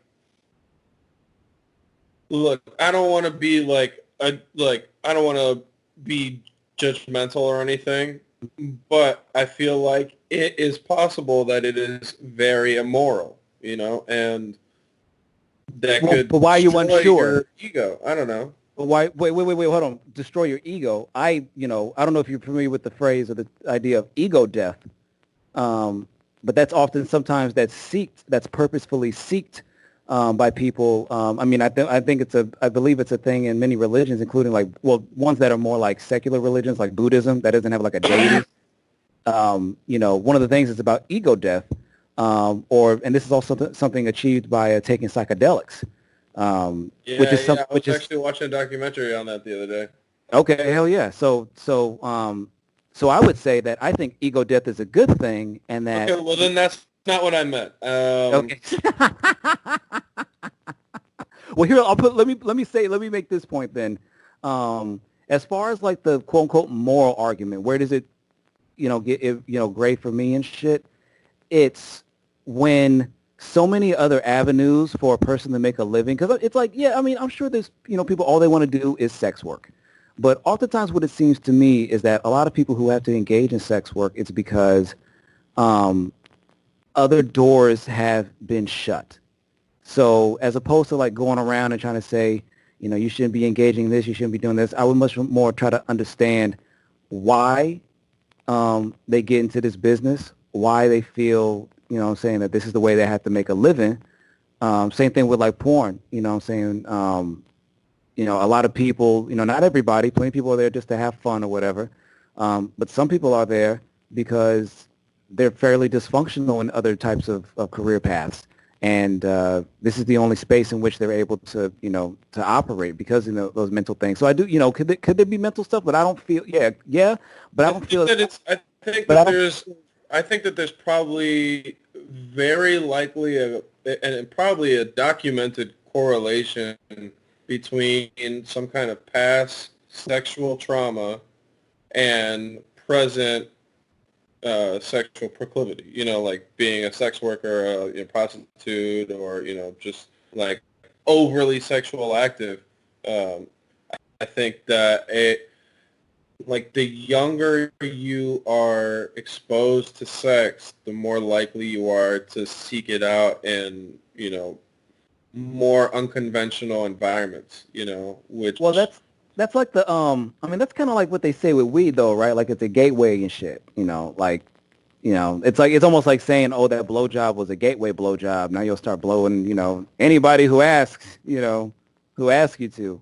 I feel like, like I said, I feel like where the mental component or where like the mind and shit, because like I said, human beings, we know how to compartmentalize. You know what I'm saying? And or at least it's a skill that we can learn, and then you're able to say, because there are porn workers or sex workers whom have long-term partners. You know what I'm saying? And it's just like, they realize that, they have this one part of them that can have sex for money, and there's a part of them that can have sex and just leave that where it is, and there's a part of them that can have sex with their partner, and it'd be a completely different experience, and what I'm saying, it's satisfying, and they're able to have that balance or whatever. And everybody has something different. Same way with like strippers or escorts or well, I mean that's redundant, prostitutes and escorts. That's what we're talking about. But we were talking about like OnlyFans and stuff, and so it's like all sex work. I feel like it should be decriminalized, legalized, and regulated because that was what I was trying to get to. Is that if we regulate this shit, just like with drugs, that decreases people's participation in it. One reason is that because it loses the allure. Some people are only doing shit because it's cool to do illegal shit. I mean, straight up, some people, that is a component. Some people are just out there doing this shit simply because it's illegal. Once it becomes legal, there will be a certain. You're like, God, this isn't cool anymore. Fuck this. I mean, it really does. It's stupid as it sounds. It's a real phenomenon. Phenomenon. But something like a phenomenon. But it's like, to me, I'm like, it's cool. Like, get your money any way you want. There's people who could be like, oh, you're this old and you're still trying to make money, doing photo editing or doing like, recording music and shit, or like do something more, real. Do some data programming or some computer science type shit. Look, I don't knock anybody because you don't know what situation has put them in. Like, you don't know why they're doing what they're doing, and you just don't know people's lives. Like if you want to be a sex worker, fine. If you were made to be a sex worker because you were trafficked, oh no, like, yeah, that's fucking terrible. Right. Which unfortunately is the truth for a lot of people. Yes. Maybe they're not so-called trafficked, but they're basically tricked into, it's called trick for a reason. They're tricked into doing it. Yeah. Tiger King, those two straight dudes. That a lot of these girls, they start when they're fucking 13, 14. Mm-hmm. They got this guy who's older and buys everything for them. Mm-hmm. All they have to do is it's like a little dick. Yep. Monday through Friday. You know what I mean? Yep. And they're like, oh, but Tyrone gets everything for me. He pays my bills. I have a cell phone. I have every purse, all the shoes. My hair's done. My nails done. Good, I'm taken care of. But like, how many dicks do you suck a week? You know what I mean? Like, it's not free. And you're paying for it, and more than just your body, you're paying for it. With your mind. A lot of these girls end up being traumatized, and it's not a safe profession. Which, like, I know, for example, like with Backpage, they're saying that Backpage was good and it was bad. It was bad because, obviously it's facilitating prostitution and illegal activity, but it was good because it gave sex workers kind of a safe way to be able to do their work in a manner that, was much more safe because they could, they could coordinate, and, there was a paper trail, like, messages. You knew who you were messing with. Yeah. No pun intended, getting in bed with, right? Right, yeah. Call out bad Johns, call out motherfuckers who are no exactly. good and shit. You have that network. They took it down. They didn't have that network anymore. Mm-hmm. I think they rebuilt it though, because I've been seeing like vans in the streets that say Backpage is back up. I never used it. Thankfully, I've never chosen or had to use a prostitute. Mm-hmm. I've never ever wanted to pay for pussy. That's never been me. I mean, you already have. If guys have done it, I don't knock them or whatever. That's just not my style. I mean, the thing is, we already have. You always do. It's just a matter of, and this is part of the stigma. You pay for it in different ways. Yeah, exactly. You don't just say, here's $100. Get on your knees. Yeah. Like I was telling. Dinner first, and then you say get on your knees. Exactly. Yeah, exactly. No, but that's exactly. Dating is a form of prostitution, also. Yeah. So is marriage and shit. And the thing is, once again, it's like it's all the same shit. So like, are we hypocrites for staring down at it? Yes. You know what I mean? And people are. That's the thing, man. I feel like everybody's a pervert in some way. I mean, yes. We all are. Everybody's got a weird kink, whatever it is. As long as you're not hurting anybody and you're not fucking kids, who cares what you're into, right? Exactly. Oh, speaking of which, and this will be like the last thing, but it's kind of the same subject. but we pretty much declared that prostitution should be decriminalized, legal, and everybody should get a voucher for the services, one free trial of services of their liking, just They to should break get it. they should get free healthcare. Yes, I agree. They're doing the world a service. Yes, absolutely. Whether I mean, people seriously. admit it or not, there's a lot of crazy motherfuckers Mhm. that are out there that would kill people if they couldn't fuck. I mean, and the thing is that like we see no problem in saying, oh, I'm just going to go out and have a few drinks. I'm going to go and, put this poison in my body and feel good for a couple hours and then, maybe feel sick afterwards. It's like we have no problem with accepting that indulgence as a widespread cultural practice of just doing something very selfish for yourself. But then when it comes to anything type sex, like even though everybody masturbates, everybody watches porn, most people are trying to get laid, you know what I'm saying? That's something that is you can't even in the world of like stand-up comedy, there's a certain finesse you have to talk about it with because there's still certain level of prudishness in people in general, But the real point I was trying to get to is, did you see the little Boosie story that came out recently? The latest of little Boosie stories. Yeah, it was yesterday, I think, or the day before maybe. Yeah, so he was on his IG live, his Instagram live, talking about, hell yeah, I got my son his dick sucked. And like some shit, he was like talking about how he bought prostitutes for his like 12, 13-year-old sons. Yep. Like, why would you? You're a fucking idiot, dude. Like, why would you say that in front of millions of people? You're an idiot. It's like, You're nigga, a black man. You don't think these white people gonna come take your kids from you? And you a street, and your whole reputation is as a street nigga. It's not like you a nigga who's grown up like, like a Wayne. It'd be one thing if like Wayne Brady or like Al Roker, disclose this shit. You know what I'm saying? But then like you a nigga whom they already expect you to be grimy as fuck. And you are just playing into that image, you know what I'm saying? Because even bougie black folks are looking down on you, motherfucker. It's like. But here's the thing. Here's the thing. That's what I think the beauty of it is because of the fact that he's a street nigga, right? Mm-hmm. He can get away with that. Where if somebody let's say, if Oprah was like, hell yeah, I bought my son prostitutes and got his dick sucked. Yeah, he gets his dick sucked every weekend. If Oprah said that shit, she'd be fucking done.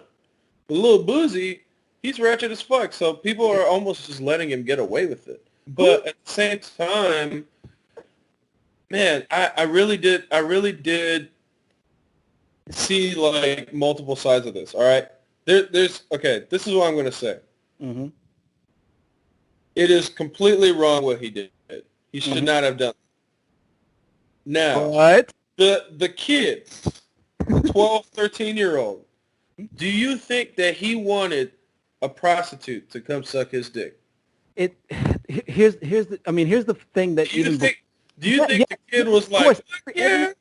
Here's the thing. So there's a couple of things, to point out about this whole situation. Because here's what I'll say. When I was 12, 13 years old, if I was going to have a grown lady come suck my dick, I would have been thrilled.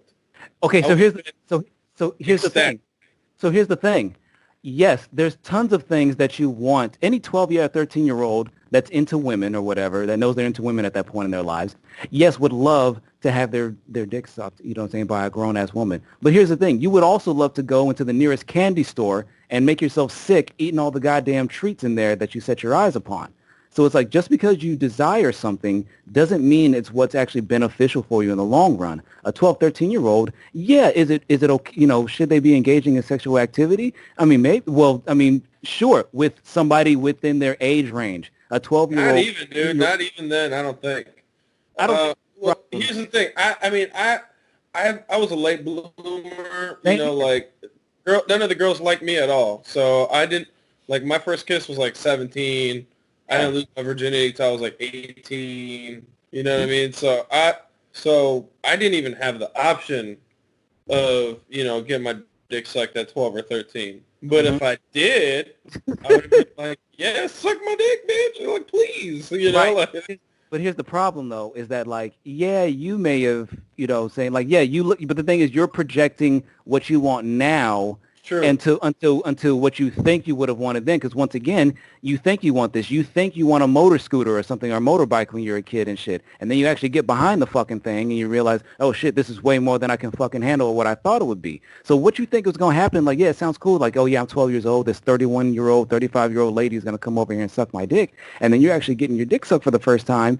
And it's like, oh wow, there's a lot more emotions and shit going on in my head than I thought. And then also, it's like, obviously we know that this is a prostitute. We know the motive, but it's like, how do you even get to the point where you agree that you're going to suck a teenager? It's not even like, oh, 16, 17, 18-year-old, you know what I'm saying, dick. It's 12, 13, 14-year-old dick. Yeah, that's bad.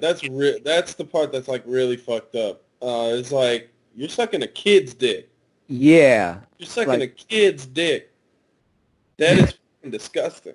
Yeah, and that's the thing too, man. Like, I know that kind of behavior is not uncommon for fathers to like kind of be the facilitator in their son's first play. Like, that is something that you've been hearing about for forever. You know, like I've always heard that story. You know, like, the father gets the son a prostitute. Usually the son is a little bit older, though. I think right. For Boosie, he's flexing because he got so much money. He's like, yeah, I can get him whatever he wants when he's 12, you know? Yeah, exactly. It's just not... Bro, it's one thing to, like, let him have... It's like one thing to, like, let him have girls over and then they do their shit while you're not watching and you pretend like, I had no idea, right? Yeah. That's one thing. But to, like, hire somebody, come on, bro. Like, and then to talk about it. Like, what do you think is going to happen? He's going to go to jail. He's going to go to jail. Oh, yeah. I mean, it's the same thing with, like, it's not as severe, but, I mean, it's the same thing as, like, the T.I. thing with his daughter about the gynecologist and her, you know, virginity and everything. It's like, even before you talk about the issue of him wanting to control his daughter's body and shit like that, it's like, you could have saved yourself so much trouble, but not even saying this shit while being recorded. It's like motherfuckers, it's like, once again, the street shit comes in because it's like, you give a hood nigga some money. I say whatever I want. It's like, okay, say whatever you want. Yeah, say whatever you want, nigga. We'll get you with these cuffs in a second. Exactly. Like, come on, you can't do that. I mean, well, what do you expect from somebody who's stupid enough to do it in the first place? Of course, they're going to be stupid enough to talk about it on Instagram with millions of people watching them. Not always. I mean, he's also an entertainer, right? And a fairly successul entertainer at that. And it's like, it could all just be like for shock value. You know, he could just be making shit up. Well, the funny thing is, I think that's what he might actually say later on. And he might be telling his sons now to be like, hey, you ain't never got your dick sucked by no fucking hooker, you know, whatever. And if some hooker said he did it, then call that bitch a liar, because I'm sure the nigga sweat now. Okay, but here's like the really funny point. You know what I'm saying? Part of this, or like the redeeming thing, is that like, so I don't know if you've seen this. I don't know if you know like Gabrielle Union and Dwayne Wade. Daughter. Their daughter, Zaya Wade or whatever, right? Transgender. And Boosie has had this back and forth shit because, you know, he's a, he's street, you know, he's a street nigga and they don't, he still says, he ain't with it, straight up. And so anyway, long story short, so it's like, there's been studies that I've seen that show that the more sons that as a family gets bigger, the higher chances that more of the offspring will be non-heterosexual. So basically, the more kids that you have in general, the more likely you are to have gay children. And that this is actually also overrepresented in males. And what does Boosie have? Boosie has like 6, 7 sons and like 1 daughter. So there's a good possibility that at least 1 or 2 of his sons is not even hetero. And that may be it may be one of the sons in which he got the prostitute for. Now you imagine. Now think about this. He comes really into his sexuality. He understands his dad's past and where he comes from and shit. He gets to a certain point where he's like, he hates his father, and he will call him out and completely fucking disown him. And Boosie eventually will, you know, depending on how cold his heart is, will either feel a certain way about that or not. You know, but I would think that as much as involved as he is in his kid's life, even though it's kind of sloppy, that he is at least concerned about the livelihood and well-being of his children. He's just very, he just, you know, does it in a way that hood niggas with money do. You know? Yeah, it's super dumb. It's super dumb. I don't know what to say really beyond that. I mean, I know that one of the basic criticism or one of the main criticisms of it was like, well, you know, there's no way that I would hire a male prostitute to come eat my 13-year-old daughter out, right? So, like, why would you be okay with a female prostitute? You know, it's the double entendre. Double standard. Double standard. Yeah, sorry, not double entendre. I'm faded. Yeah. It's double standard. And you know, and I think that has a lot to do with it too. You know how society views sexuality for males versus females. You know, like I mean, even in my own family, you know, my parents are from Dominican Republic. Grew up, you know, macho Latino. You know, so like my older sister, she wasn't really allowed to go out. You know, we both went to Catholic school and everything, and she wasn't allowed to go out because it was not ladylike, right? But I had an easier time growing up and I had more freedom than she did because I was a boy. And you know, just growing up like that, it's the same thing with sexuality. You know, like my dad would not let my daughter or my sister go out on dates at all. Like, you know, there's dates. She went to all girls school, you know, high school. There's no boys whatsoever. But, you know, when I wanted to start dating senior year of high school, it was okay. You know, he was like, oh, okay, yeah, you can use my car and here's $100 and whatever. It was like a completely different, you know, like even the double entendre. Even college, my sister didn't have boyfriends or guys that she brought over to the house or anything like that. And my dad was still like, you know, like, you know, he was cool, but it was still like, he kind of like accusatory, you know, like, oh, what are you out there being a slut? You know, not in those words, but that was like kind of like the overall attitude, you know, like, you better not be going out doing this and this and that because, you know, you're a lady kind of thing. For me to go out and party, it was like not a big deal. So it's kind of the same thing, I think, how society is looking at this boozy thing. It's like, yeah, well, you know, I think a lot of people just see it as like, yeah, you know, whatever. The boys, they want to get the dick sucked. Who gives a shit? You know what I mean? I think that's what he's expecting his fan base to see it as. But I think he was severely, you know, had no sight when it came to, oh shit, they're here. Okay, it's all good. We almost done anyway. So yeah, man. Anyways, we should wrap it up. It's been damn near 5 hours. What? Holy shit! Yeah, it's 7:35. It's 12. Yeah. So, we probably actually got like 2.5 hours of material, but that's still more than enough to work with. Oh, so, yeah, absolutely. You're going to have a fun time editing this shit. Fuck yeah, I am. But hey, man, I appreciate you making the time for this. We'll have to do this again sometime, and I'll let you know. Be on the lookout for this shit on all my on social media. So, all right, brother, I will talk to you later. All right, man, have a good one. Take it easy, bro. You too. Peace.